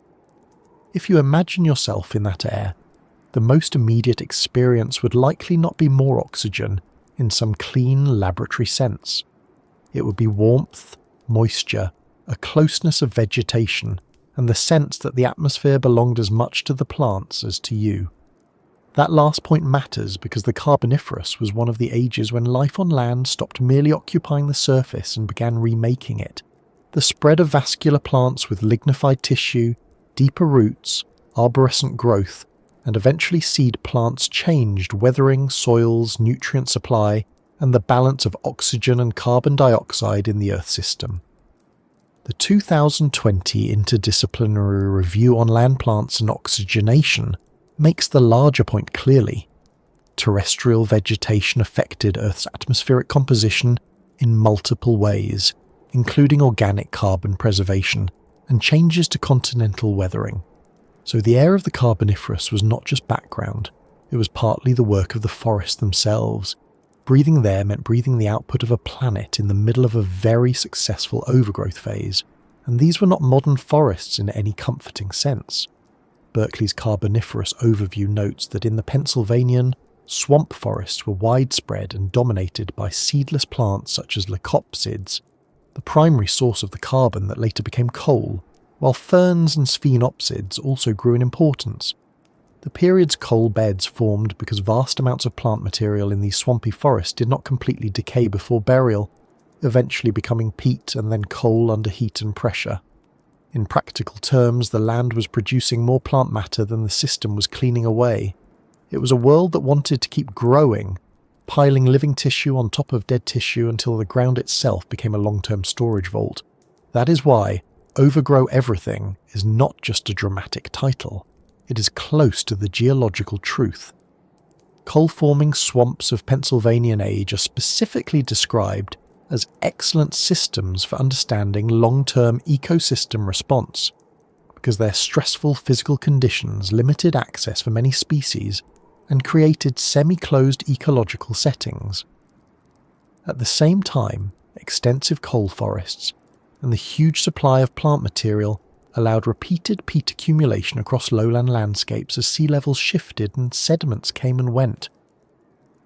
The Carboniferous was not a tidy forest with a little moss and a few handsome trunks. It was a production line for biomass. Once that kind of production is underway, breathing becomes part of a loop rather than a simple act. Plants draw down carbon dioxide and release oxygen. Some of that organic matter is buried instead of fully decomposed. Burial removes carbon from active short-term recycling, and in the classic late Paleozoic oxygen story, that helps atmospheric oxygen rise. Reviews of insect body size and of land plant effects on atmospheric chemistry both lean on this broad connection between terrestrial vegetation, organic carbon burial, and oxygenation. So when one speaks of breathing in the Carboniferous, one is really talking about entering a feedback system built by swamps, roots, stems, dead trunks, and peat. The forest was not around the air, the forest was helping to make the air. For insects, that mattered in a very direct and mechanical way. Their respiratory system does not use lungs and blood in the vertebrate manner. Instead, oxygen enters through spiracles and travels through a branching tracheal network. Harrison's review on atmospheric oxygen and insect body size summarizes the central idea neatly. Oxygen delivery could be more challenging in larger insects because of longer tracheae, which could limit maximal body size, and a range of empirical findings supports a link between oxygen and insect size. In other words, if the Carboniferous air really was richer in oxygen for long intervals, then arthropods with tracheal respiration were living in a world that made bigger bodies easier to supply. That does not guarantee giant insects. It does remove one of the more obvious reasons they should stay small. Modern work supports that general logic, though not in a simplistic way. A PNAS study on beetles found that tracheal investment increases with body size, which supports the idea that oxygen delivery becomes a larger design problem in larger insects. Another study found that oxygen supply can influence final body size through the way spiracles in the tracheal system constrain growth. Those findings matter because they move the argument beyond fossil coincidence.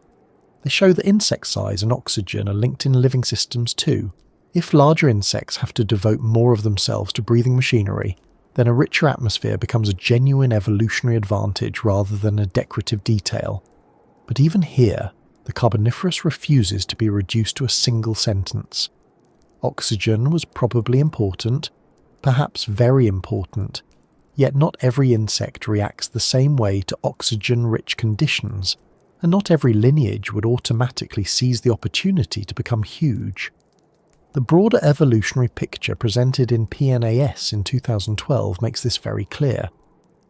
Oxygen correlates with maximum insect size in the late Paleozoic, but later in Earth history the relationship weakens as other ecological pressures become more important, especially after the evolution and radiation of birds. That means the Carboniferous and Permian giant insects were not simply breathing their way into greatness. They were doing so in a world that still lacked the later vertebrate flyers that would crowd the air and punish oversized insect designs. This is one of the more interesting parts of trying to imagine the place from the inside. Breathing there was not only a physiological matter, it was an ecological permission slip. The atmosphere, the forests, and the relatively open aerial world all aligned for a while. The ground produced huge amounts of organic matter.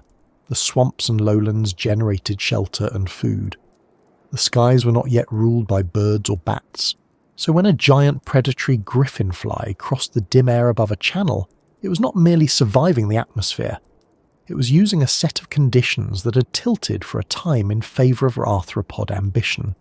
There is also a more unsettling consequence of oxygen-rich, heavily vegetated landscapes, and that is fire. The 2024 review on fire in the Carboniferous Earth system states that this was the first geological period to experience extensive wildfire, with the combination of widespread land vegetation and rising atmospheric oxygen paving the way for significant fire occurrence. That gives the Carboniferous atmosphere a strange dual character. It supported more plant growth and may have supported larger arthropods, but it also made the terrestrial world easier to burn.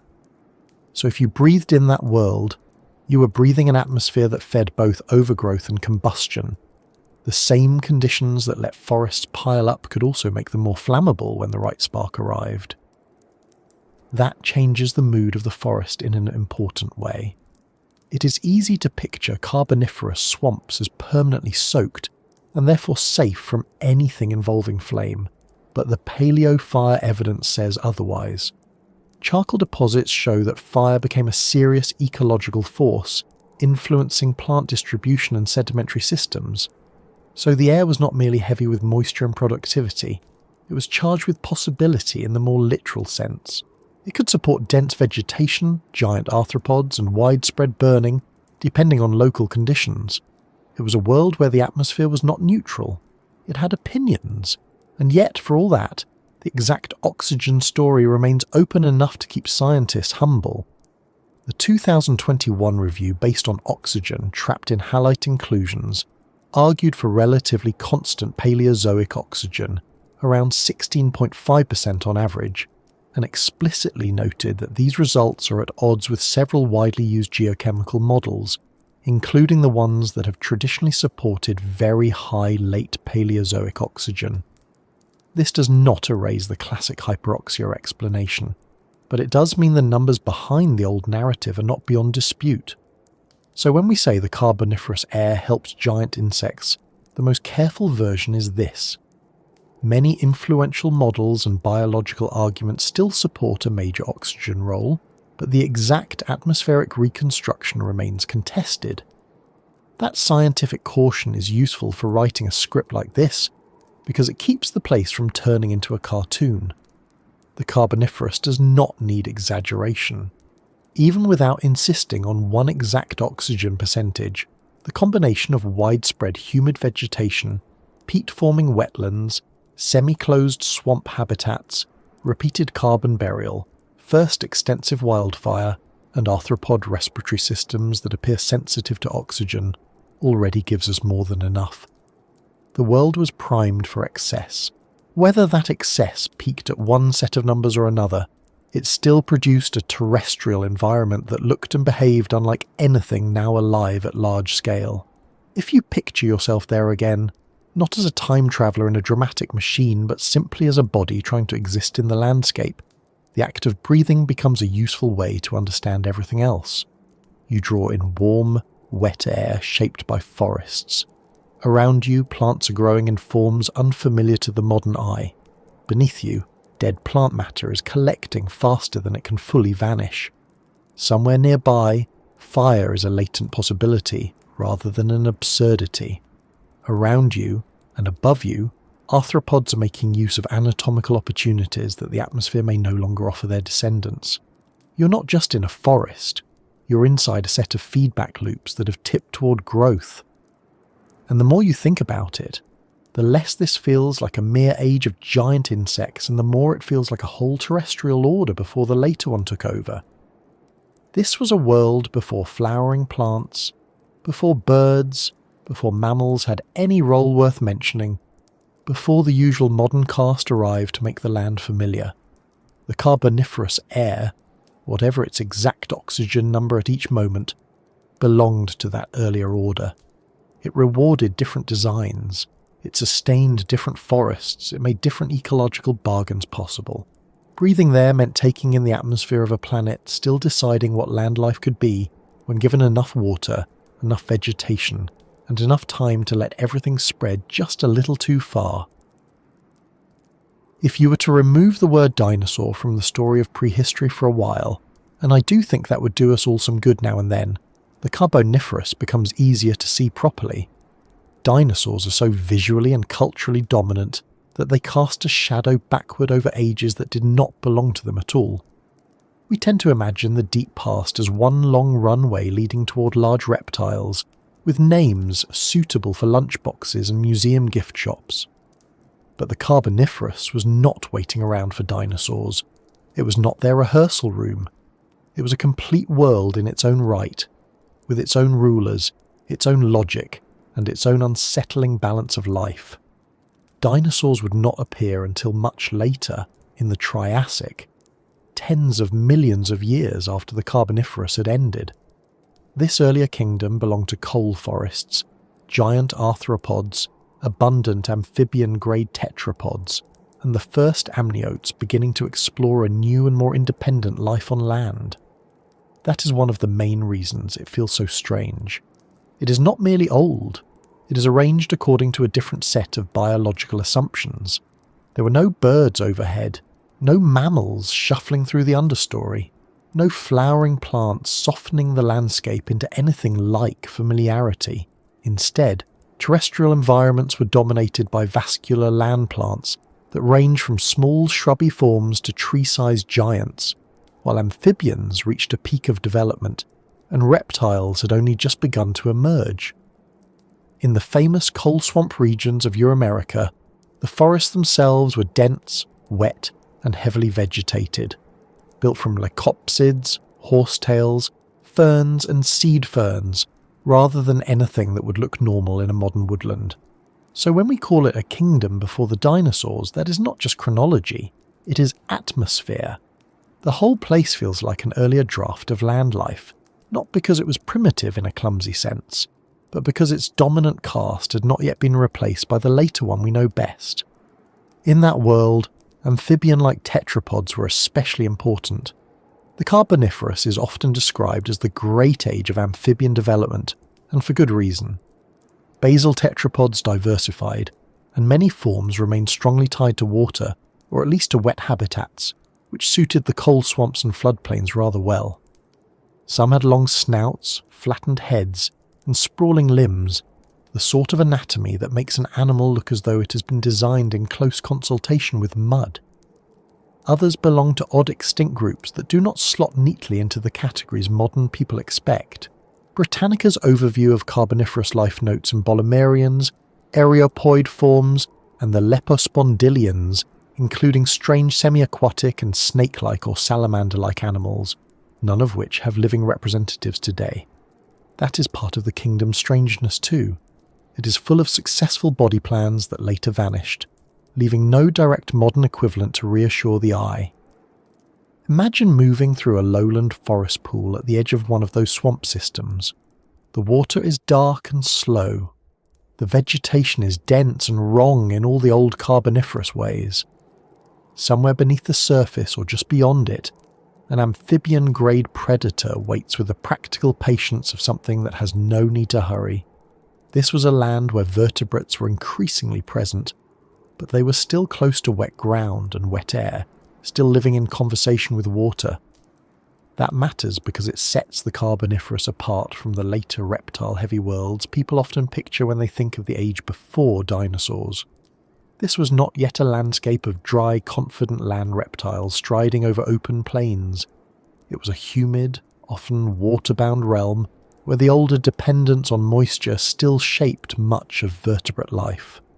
The kingdom had teeth, certainly, but it also had a dampness that later ages would not always keep. And yet, within that damp kingdom, a more modern terrestrial strategy was beginning to appear. One of the most significant developments of the Carboniferous was the rise of the amniotes, the lineage that would eventually give rise to reptiles, birds, and mammals. The key innovation here was the amniotic egg, which allowed reproduction away from standing water and made a more fully terrestrial lifestyle far easier.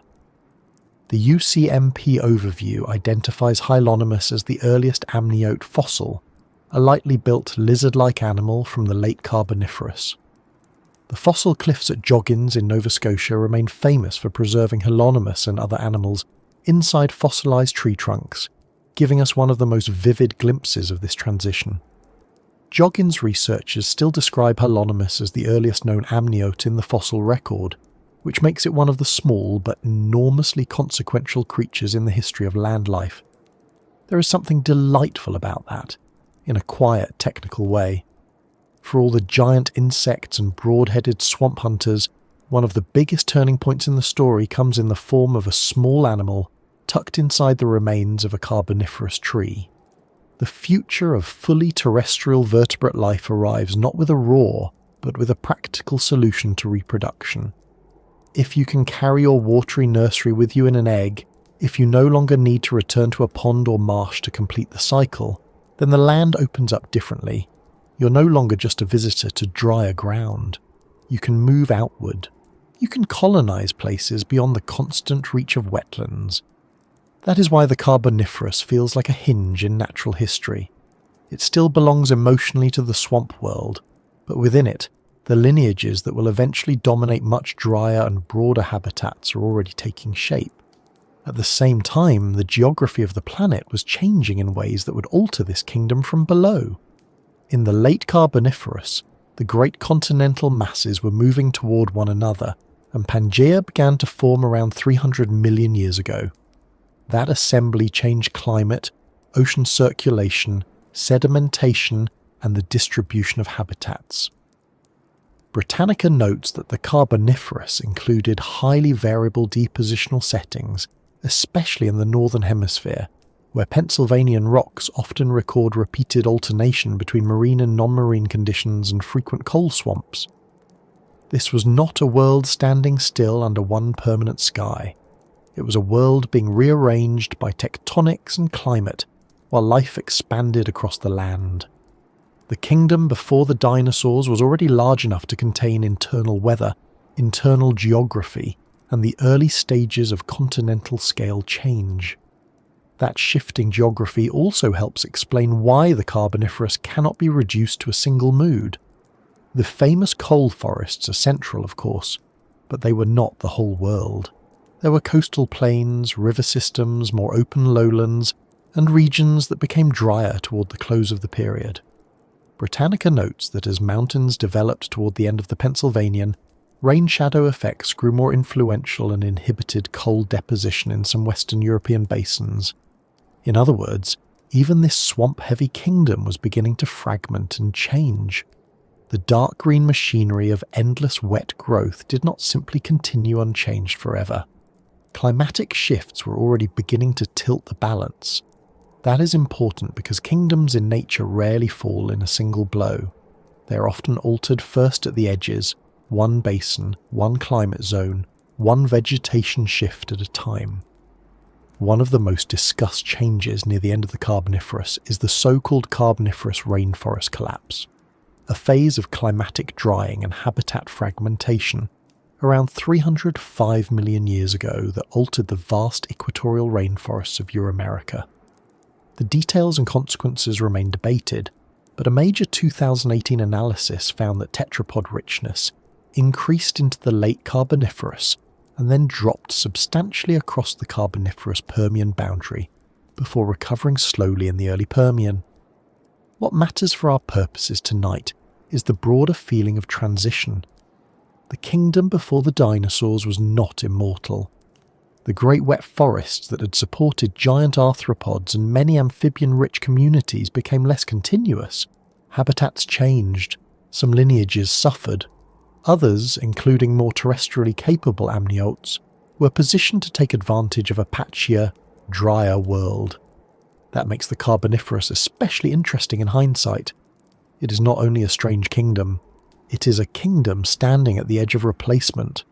The creatures that seem most emblematic of it, giant griffin flies, giant millipede relatives, broad-headed swamp tetrapods, and the great coal forest plants, belong to conditions that were unusually favourable to them.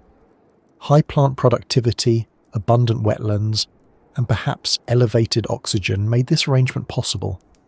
But as the forests fragmented and climates shifted, the balance moved.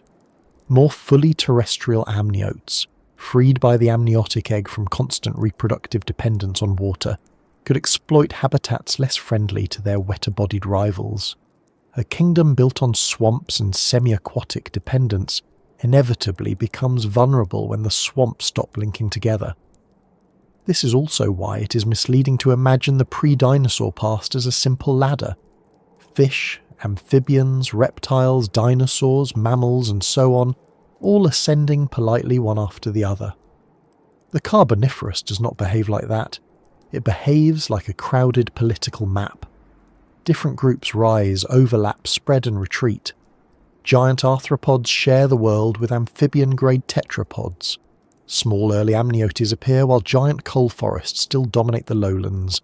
Some regions remain wet and ancient-looking while others begin drying and changing. The old kingdom does not disappear the moment the new one is born. It persists for a while, layered with its own future. That layering is what gives the Carboniferous its richness. You're looking at an established world and an emerging one at the same time. Even the famous fossil localities make this point beautifully. Joggins, for example, preserves not just coal swamp vegetation but a terrestrial community that includes early amphibians, microsaurs, and hylonomous in and around fossilised tree trunks. Smithsonian's account of the site emphasises how these tiny animals, preserved in fossil trees, help reveal how fauna moved onto land and how the earliest known amniote fits into that transition. A fossil tree in the Carboniferous is therefore not only a plant fossil, it is habitat, shelter, and trap. The kingdom before the dinosaurs did not separate its architecture from its zoology. The forest itself stored the story of animals trying out new ways of living on land. And all the while, the dinosaurs remain absent, which is perhaps the most useful thing of all. Their absence lets us notice what is actually there. The sky belongs to insects. The wet margins belong to amphibian hunters. The first amniotes are small and significant rather than spectacular. The forests are built from spore plants and early seed plants, not flowering trees. The great terrestrial dramas are happening in mud, peat and dim lowland vegetation, not on broad dry plains under conifer silhouettes. When the first dinosaurs finally do appear in the Triassic, starting around 230 million years ago, they enter a planet already reshaped by the loss of the Carboniferous arrangement and by the far greater upheavals to come. They do not inherit the coal forest kingdom intact, they inherit its aftermath. So if you want to picture this strange kingdom properly, it helps to think less of banners and thrones and more of thresholds. It was the threshold between water-tethered vertebrate life and a more independent terrestrial future. The threshold between arthropod-dominated airspace and later vertebrate control of the sky. The threshold between endless wet coal forests and the drier, more fragmented worlds that would follow. Yet while it lasted, it was no mere threshold to itself. It was a mature, humid, densely inhabited realm with its own authority. If you had stood in one of those forests, ankle-deep in soft ground beneath giant lycopsids, hearing only the old noises of water, wings and hidden movement, you would not have thought, soon this will all make way for dinosaurs. You would have thought, quite reasonably, this place has been running perfectly well without them, and that is perhaps the best way to leave it for now, still intact in the imagination, still operating under its own rules. A world before the dinosaurs, yes, but not lesser for that. A world full of giant insects, ambitious plants, amphibian dominance, and the first quiet steps of the amniotes. A world old enough to feel alien and coherent enough to feel real. And like many kingdoms that seem secure while you're standing inside them, it was already carrying the conditions that would one day thin the forests, alter the air, and bring the age of the giant arthropods slowly toward its close. The giant arthropods did not vanish in one clean dramatic moment.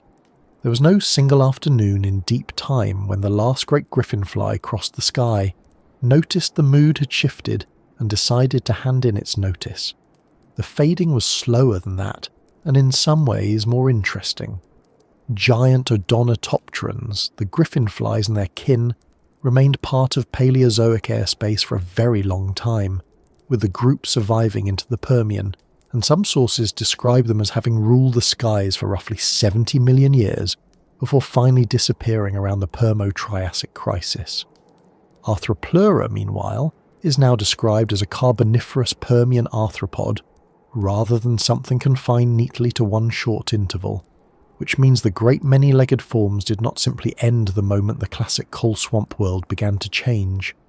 They lingered, they adapted as far as they could, and then, over time, the world that had once favoured them became less willing to do so.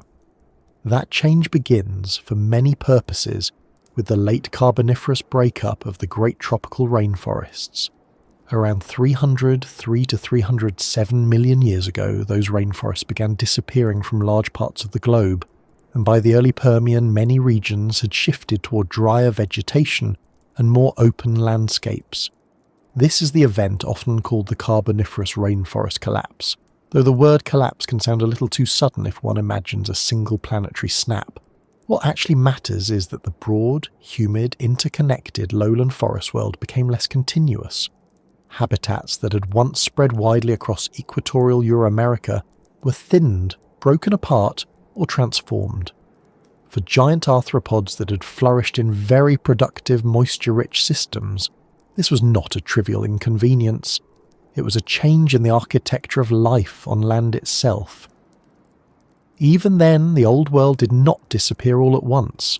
Some swamp environments persisted, including refuges in parts of Europe and lowland central North America, long after the main rainforest systems had begun to retreat. That detail matters because it explains why the fading feels more like a long withdrawal than a hard stop. The Carboniferous kingdom did not vanish in a blaze of theatrical finality. It retreated into pockets. Wet places remained. Coal-forming environments did not instantly cease everywhere. Some old lineages could hold on where the right conditions persisted, and for a while that was enough to keep familiar elements of the older world alive.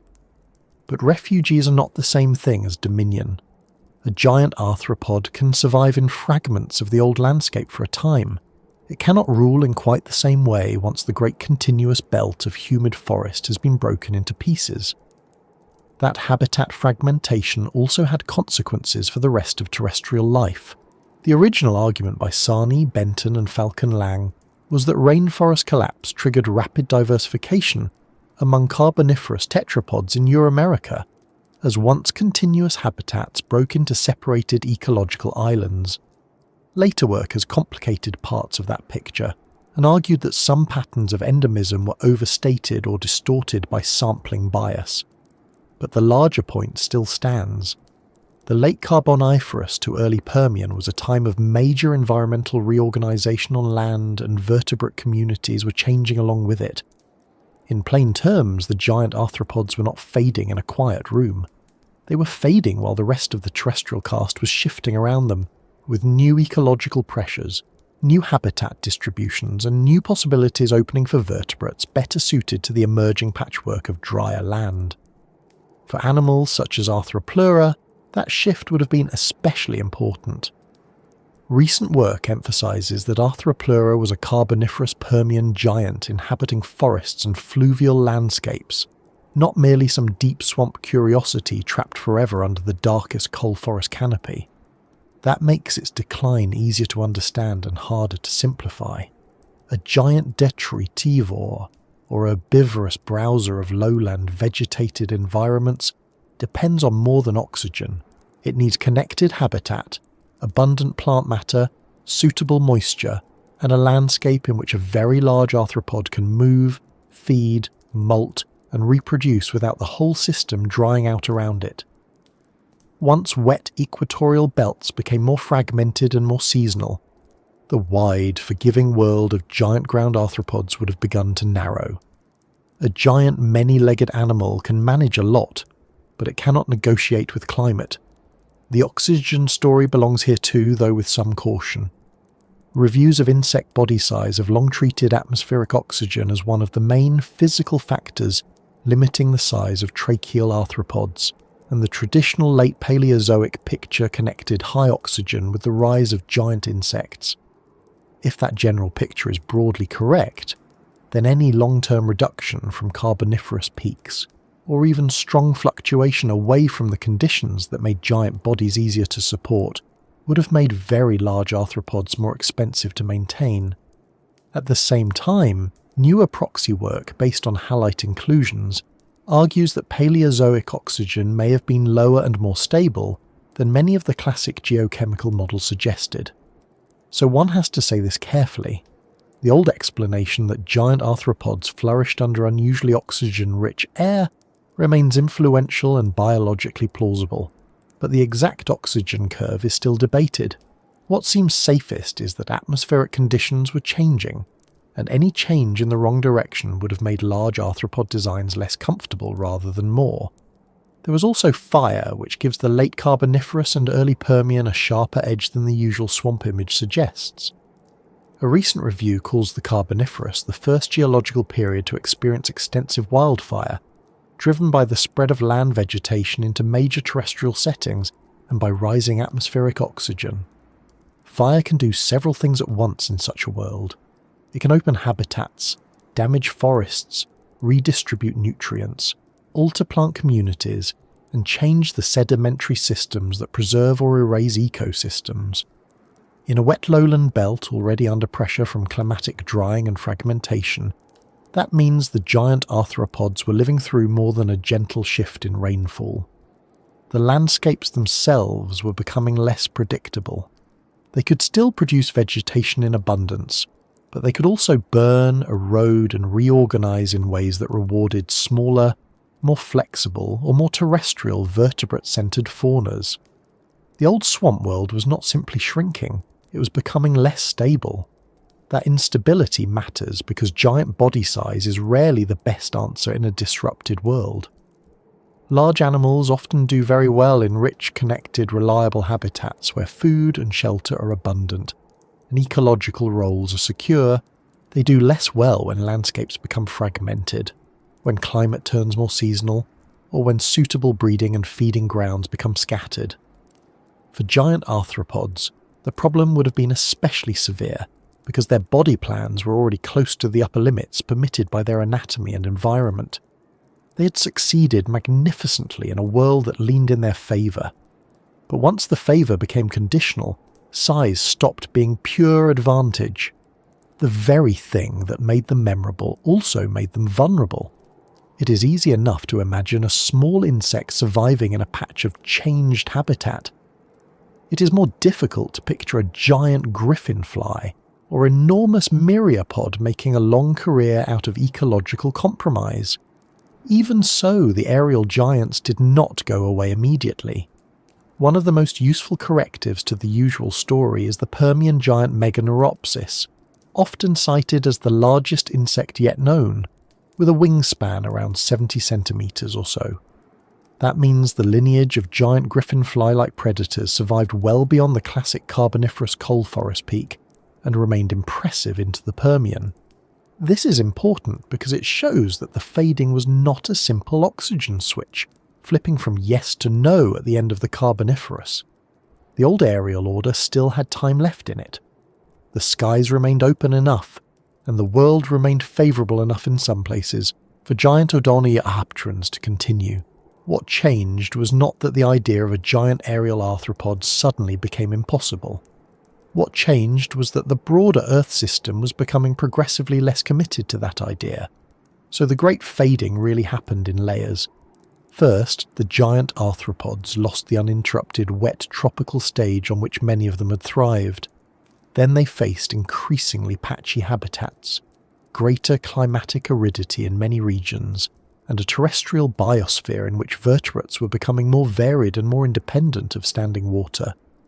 Finally, for the griffinfly line, the long run seems to have ended by the Permo-Triassic extinction, after tens of millions of years of success. That sequence matters because it prevents the story from becoming too neat. Giant arthropods did not merely rise with the Carboniferous and fall with a single closing curtain.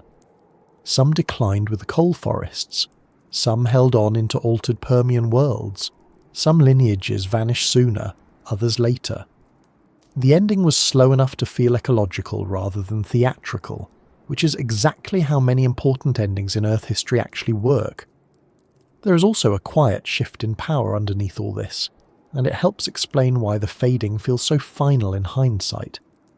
The Carboniferous had favoured moist habitats, giant plants, and arthropod-heavy systems in which the air and land were temporarily aligned for unusual scales of invertebrate life. The early Permian still preserved echoes of that arrangement, but the balance was tipping. Amniotes and other vertebrates that were better equipped for life away from permanent wetland dependency were becoming more important in a world of fragmented forests and expanding drylands. The old kingdom did not collapse because some later superior plan marched in and replaced it at once. It faded because the terms changed. The giant arthropods had been specialists in a world that was becoming less like itself. A specialist can endure for a time, especially one backed by millions of years of success, but it cannot make the climate remember what it used to be. That is why the phrase "great fading" feels more appropriate than extinction event, at least for the Carboniferous giants as a group. It was less like a door slamming and more like a long administrative withdrawal of swamp privileges. The wet forests shrank back. The giant lowland belts broke apart. Fire and seasonality gained a larger role. Oxygen, whether it peaked dramatically or not quite as dramatically as once thought, was no longer part of exactly the same arrangement. The great arthropods were left navigating a world that no longer consistently rewarded being so large, so moisture-tied, or so dependent on the old ecological architecture. Some held on impressively. Meganeuropsis alone is enough to prove that, but the direction of travel had changed. The Carboniferous had been a world where life wanted to overgrow everything. The later Permian was increasingly a world where overgrowth had to justify itself. There is something almost melancholy in that, though perhaps melancholy is only what humans feel when a world loses the conditions that made it strange. From the point of view of the planet, nothing had gone wrong. The Earth was doing what it always does. Continents assembled, climates shifted, forests spread and fragmented, lineages rose and fell, and the atmosphere wandered through different balances. Giant arthropods were one answer to one set of conditions. When the conditions changed, the answer changed with them. This is one of the harder lessons of paleontology. Success is not forever, and scale is never an entitlement. A giant griffinfly can master an ancient sky for tens of millions of years, and still disappear once the world finds other priorities. And yet the fading was not erasure. The basic arthropod grammar survived. Dragonflies still patrol ponds with the same abrupt authority that made their ancient relatives so convincing, even if now they fit into a human hand rather than dominating a Carboniferous clearing. Millipedes still work patiently through litter and dead plant matter, carrying out a job older than many mountain ranges, even if the truly giant versions are gone. Scorpions still understand the virtues of stillness and shadow. The great forms diminished, but the design principles endured. What vanished was not the whole lineage of underfoot and airborne arthropod life. What vanished was a particular scale made possible by a particular Earth. And that is why, when we look at the modern world, the Carboniferous does not feel entirely lost. It feels reduced, translated and folded into smaller, more manageable versions of itself, which is where the story begins to edge toward the present. The Carboniferous is not truly gone. It is only reduced, folded, and scattered into forms we have learned not to find alarming. That is one of the strangest things about deep time. A world can disappear in its original proportions and still leave pieces of itself all around you. The giant forests are gone, but not the kind of plants that once helped build them. The giant griffinflies are gone, but not the fast predatory style that still sends dragonflies over ponds like tiny patrol aircraft. The endless peat-forming swamps are mostly gone in that old tropical coal forest form, but not the basic wetland process by which waterlogged plant matter avoids full decay and begins storing carbon. Even the great buried weight of the Carboniferous remains with us every time coal is dug from the ground, because coal is, in the most literal sense, old swamp life compacted into fuel. That is probably the most direct echo of all. Coal did not appear as a clever geological bonus waiting for industrial civilization to discover it. Britannica's geology pages still summarize the basic story the same way. Most coals formed from plants that grew in or near swamps in warm, humid regions, where plant material accumulated in low-lying wet areas became peat, and, with further burial and heat, turned into coal. Much of the great late Paleozoic flora involved sphenopsids, leucopsids, pteropsids and chordotalian plants, exactly the kinds of vegetation that dominated Carboniferous lowlands. So whenever a seam of coal is cut open, what you're really seeing is a transformed wetland. The black rock is ancient vegetation, with the clock slowed down and the texture altered. The Carboniferous did not simply leave fossils, it left reserves. There is something slightly unsettling in that once you sit with it. Modern history likes to speak of coal in the language of mines, furnaces, railways, power stations, and economics, which is understandable because those things are noisy and expensive and tend to insist on being discussed. But beneath all of that sits a much older fact. The energy in coal began as plant growth in wet landscapes hundreds of millions of years ago. The industrial world did not invent that energy, it exhumed it. In that sense, the Carboniferous is not just in museums and textbooks, it has run through locomotives, factories, home fires, and electrical grids. When humans burned coal at scale, we were opening a very ancient account of buried plant carbon, and spending it all at once. That is not only geology, it is time management of a rather reckless sort. There is also a quieter echo, one that does not depend on mining at all. Peatlands still show us the underlying logic that once helped make the coal forests possible. Britannica describes peat as spongy material formed by partial decomposition of plant matter in wetlands such as swamps, bogs and fens, and emphasises that peat forms in waterlogged soils with little or no oxygen, conditions that prevent complete decomposition. It also notes that the formation of peat is the first step in the formation of coal. That sentence does a great deal of work. It means that when you look at a modern peatland, you are not looking at a Carboniferous swamp in miniature, because the plants, climate and faunas are different, but you are looking at a modern version of the same basic planetary trick. Growth outruns decay. The dead do not fully leave. The ground begins to keep accounts of its own. Modern peatlands matter for more than analogy.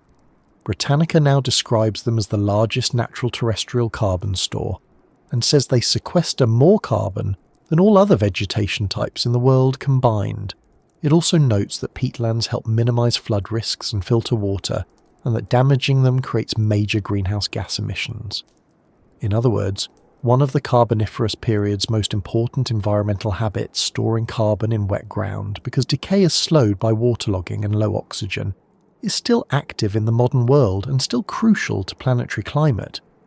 The old swamp logic has not ended. It has merely changed costume. Where the Carboniferous stored away future coal, modern peatlands store carbon in ways that matter urgently right now. They are not relics in the decorative sense. They are live infrastructure inherited from a very old ecological strategy. The plant echoes are easier to miss because they are usually smaller than their ancestors and considerably less theatrical about it. Lycophytes were prominent in the great coal-forming swamp forests of the Carboniferous, and Britannica notes that although all living lycophytes are small herbaceous plants, some extinct forms were large trees. The same source describes living club mosses, spike mosses, and quillworts as survivors of a once much more diverse and numerous vascular plant group.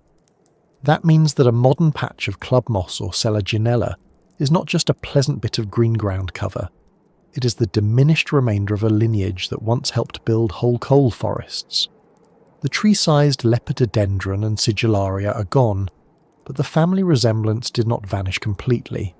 The Carboniferous still persists in a little, low, spore-bearing forms if you know what you're looking at. Horsetails are even better at carrying this old memory forward because they still look faintly prehistoric, even when they are behaving themselves. Britannica's plant classification pages note that giant sphenophytes, such as calamites, flourished as trees during the coal-forming Carboniferous, while the living genus Equisetum may have been present as far back as that time, and is perhaps one of the oldest living genera of vascular plants. Elsewhere, Britannica notes that living horsetails are the only surviving representatives of a group that had many more members in Carboniferous floras. So when you see a horsetail on a riverbank or rising in a damp ditch with its jointed ribbed stems, you're not seeing a perfect fossil brought to life. You're seeing a survivor that still carries enough of the old design to make the connection obvious. It is one of the few plants that can stand in modern weather and still look as though it belongs beside a giant millipede. ferns belong in the same conversation, though with their own caution. The Carboniferous understory was not made only of true ferns, it also included seed ferns, which have no living representatives, but Britannica's vascular plant overview still places living ferns, horsetails, club mosses, and spike mosses together among the lower vascular plants, reproducing by spores and preserving some very old modes of terrestrial life. That is why damp, fern-rich places can still produce a faint carboniferous mood, even when they contain nothing remotely giant. The architecture is familiar enough to modernise to be soothing, yet old enough in lineage to remind us that land plants settled into some of their strategies very early. Walk through a wet cutting, a shaded ravine, or the edge of a marsh full of ferns and horsetails, and you're not in the Carboniferous. But you're in one of the few modern settings where the older grammar of land vegetation still speaks clearly. The animal echoes are no less real, only more mobile. One of Britannica's insect overviews notes that the giant dragonflies, or protodonata, flourished in Permian times, and that dragonflies and damselflies, the odonata, have persisted with little change to the present. Another Britannica page on odonate evolution explains that the oldest odonate ancestors belong to extinct groups, and that the living order still preserves two surviving suborders, dragonflies and damselflies, along with a few relic lineages. So the dragonfly over a pond today is not Meganeura returned from the dead, and it would be unfair to both parties to pretend otherwise, but it is part of an ancient line of aerial predators that still moves through freshwater landscapes with the same basic confidence. The scale has changed, the style has not. That style is one of the most immediate ways the Carboniferous still reaches into the present. Britannica describes dragonflies as strong and agile flyers, among the fastest insects known, and as voracious predators of flying insects, usually found near freshwater habitats throughout much of the world. Their larvae live in shallow freshwater as aquatic predators. That combination should sound familiar by now. Aerial hunter above, aquatic juvenile below, body built for visual tracking and rapid interception. The Carboniferous did not invent that arrangement and then lose it entirely.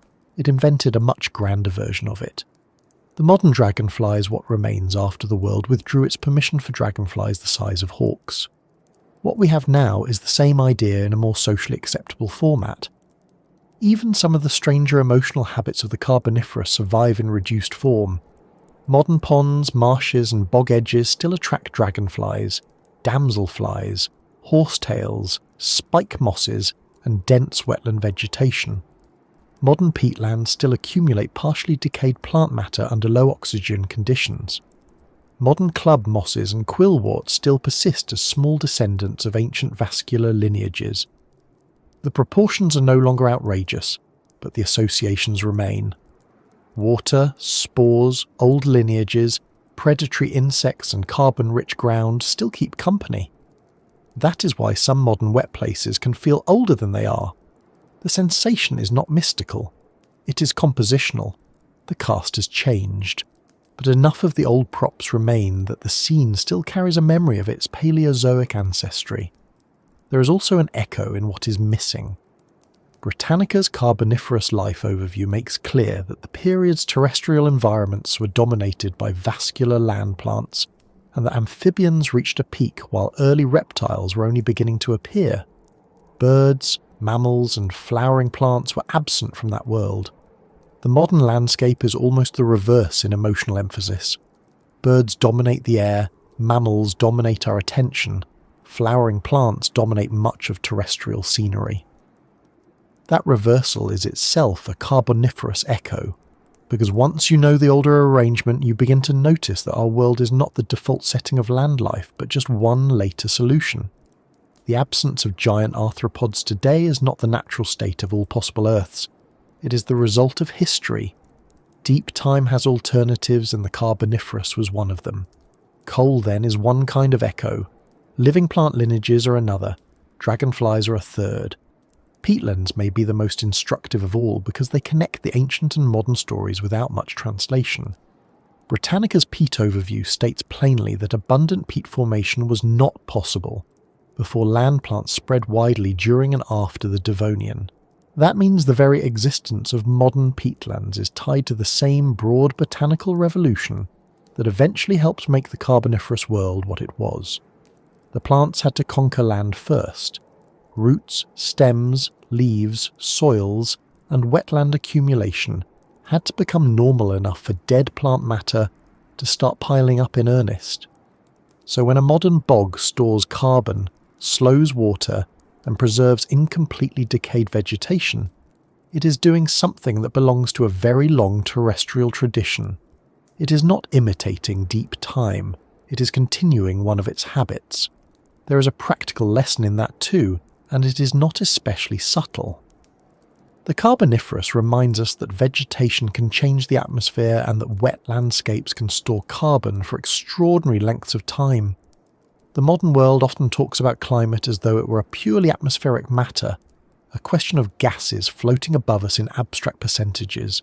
The Carboniferous offers a much earthier correction. The atmosphere is tied to roots, swamps, burial, fire, and the fate of dead plant matter. That was true when coal forests spread across equatorial lowlands, and it remains true when modern peatlands are drained, burned, restored, or protected. The old world still teaches, though it does so in the patient way geology prefers, by leaving the evidence lying around until someone notices. Perhaps that is why the Carboniferous still feels so close once you know where to look. A dragonfly hunting over a canal, a horsetail rising from a wet verge, a patch of club moss in dim shade, a bog that smells of slow decay and hidden water, a lump of coal blackening a hand. None of these things recreates the giant world on its own. Put them together, though, and the old kingdom starts to show through the modern one. You begin to see that the age of giant insects was not a sealed box buried in textbooks. It was a version of Earth that left descendants, processes, and consequences behind. The giant forms are gone, yes, but the smaller echoes remain stubbornly present, which is probably for the best. The modern dragonfly is beautiful partly because it is not large enough to cause paperwork. So when you next pass a wetland, or notice dragonfly stitching the air above still water, or see horsetails growing with that peculiar old-fashioned confidence of theirs, it is worth remembering that these are not random details of the present. They are leftovers from a deeper arrangement of life on land, and if you ever hold coal or watch a bog swallow the sound of footsteps, you are about as close as the modern world usually allows to the logic of the Carboniferous. Not the full nightmare version, with hawk-sized griffin flies above and giant arthropods below, but the underlying system: growth, water, burial, stored carbon, old lineages holding on. The world that once wanted to overgrow everything has been trimmed back, but it has not been erased. It still waits in quiet places, in black rock, in spore plants, in wet ground, and in the brief flash of a dragonfly turning over a pond before vanishing into the light.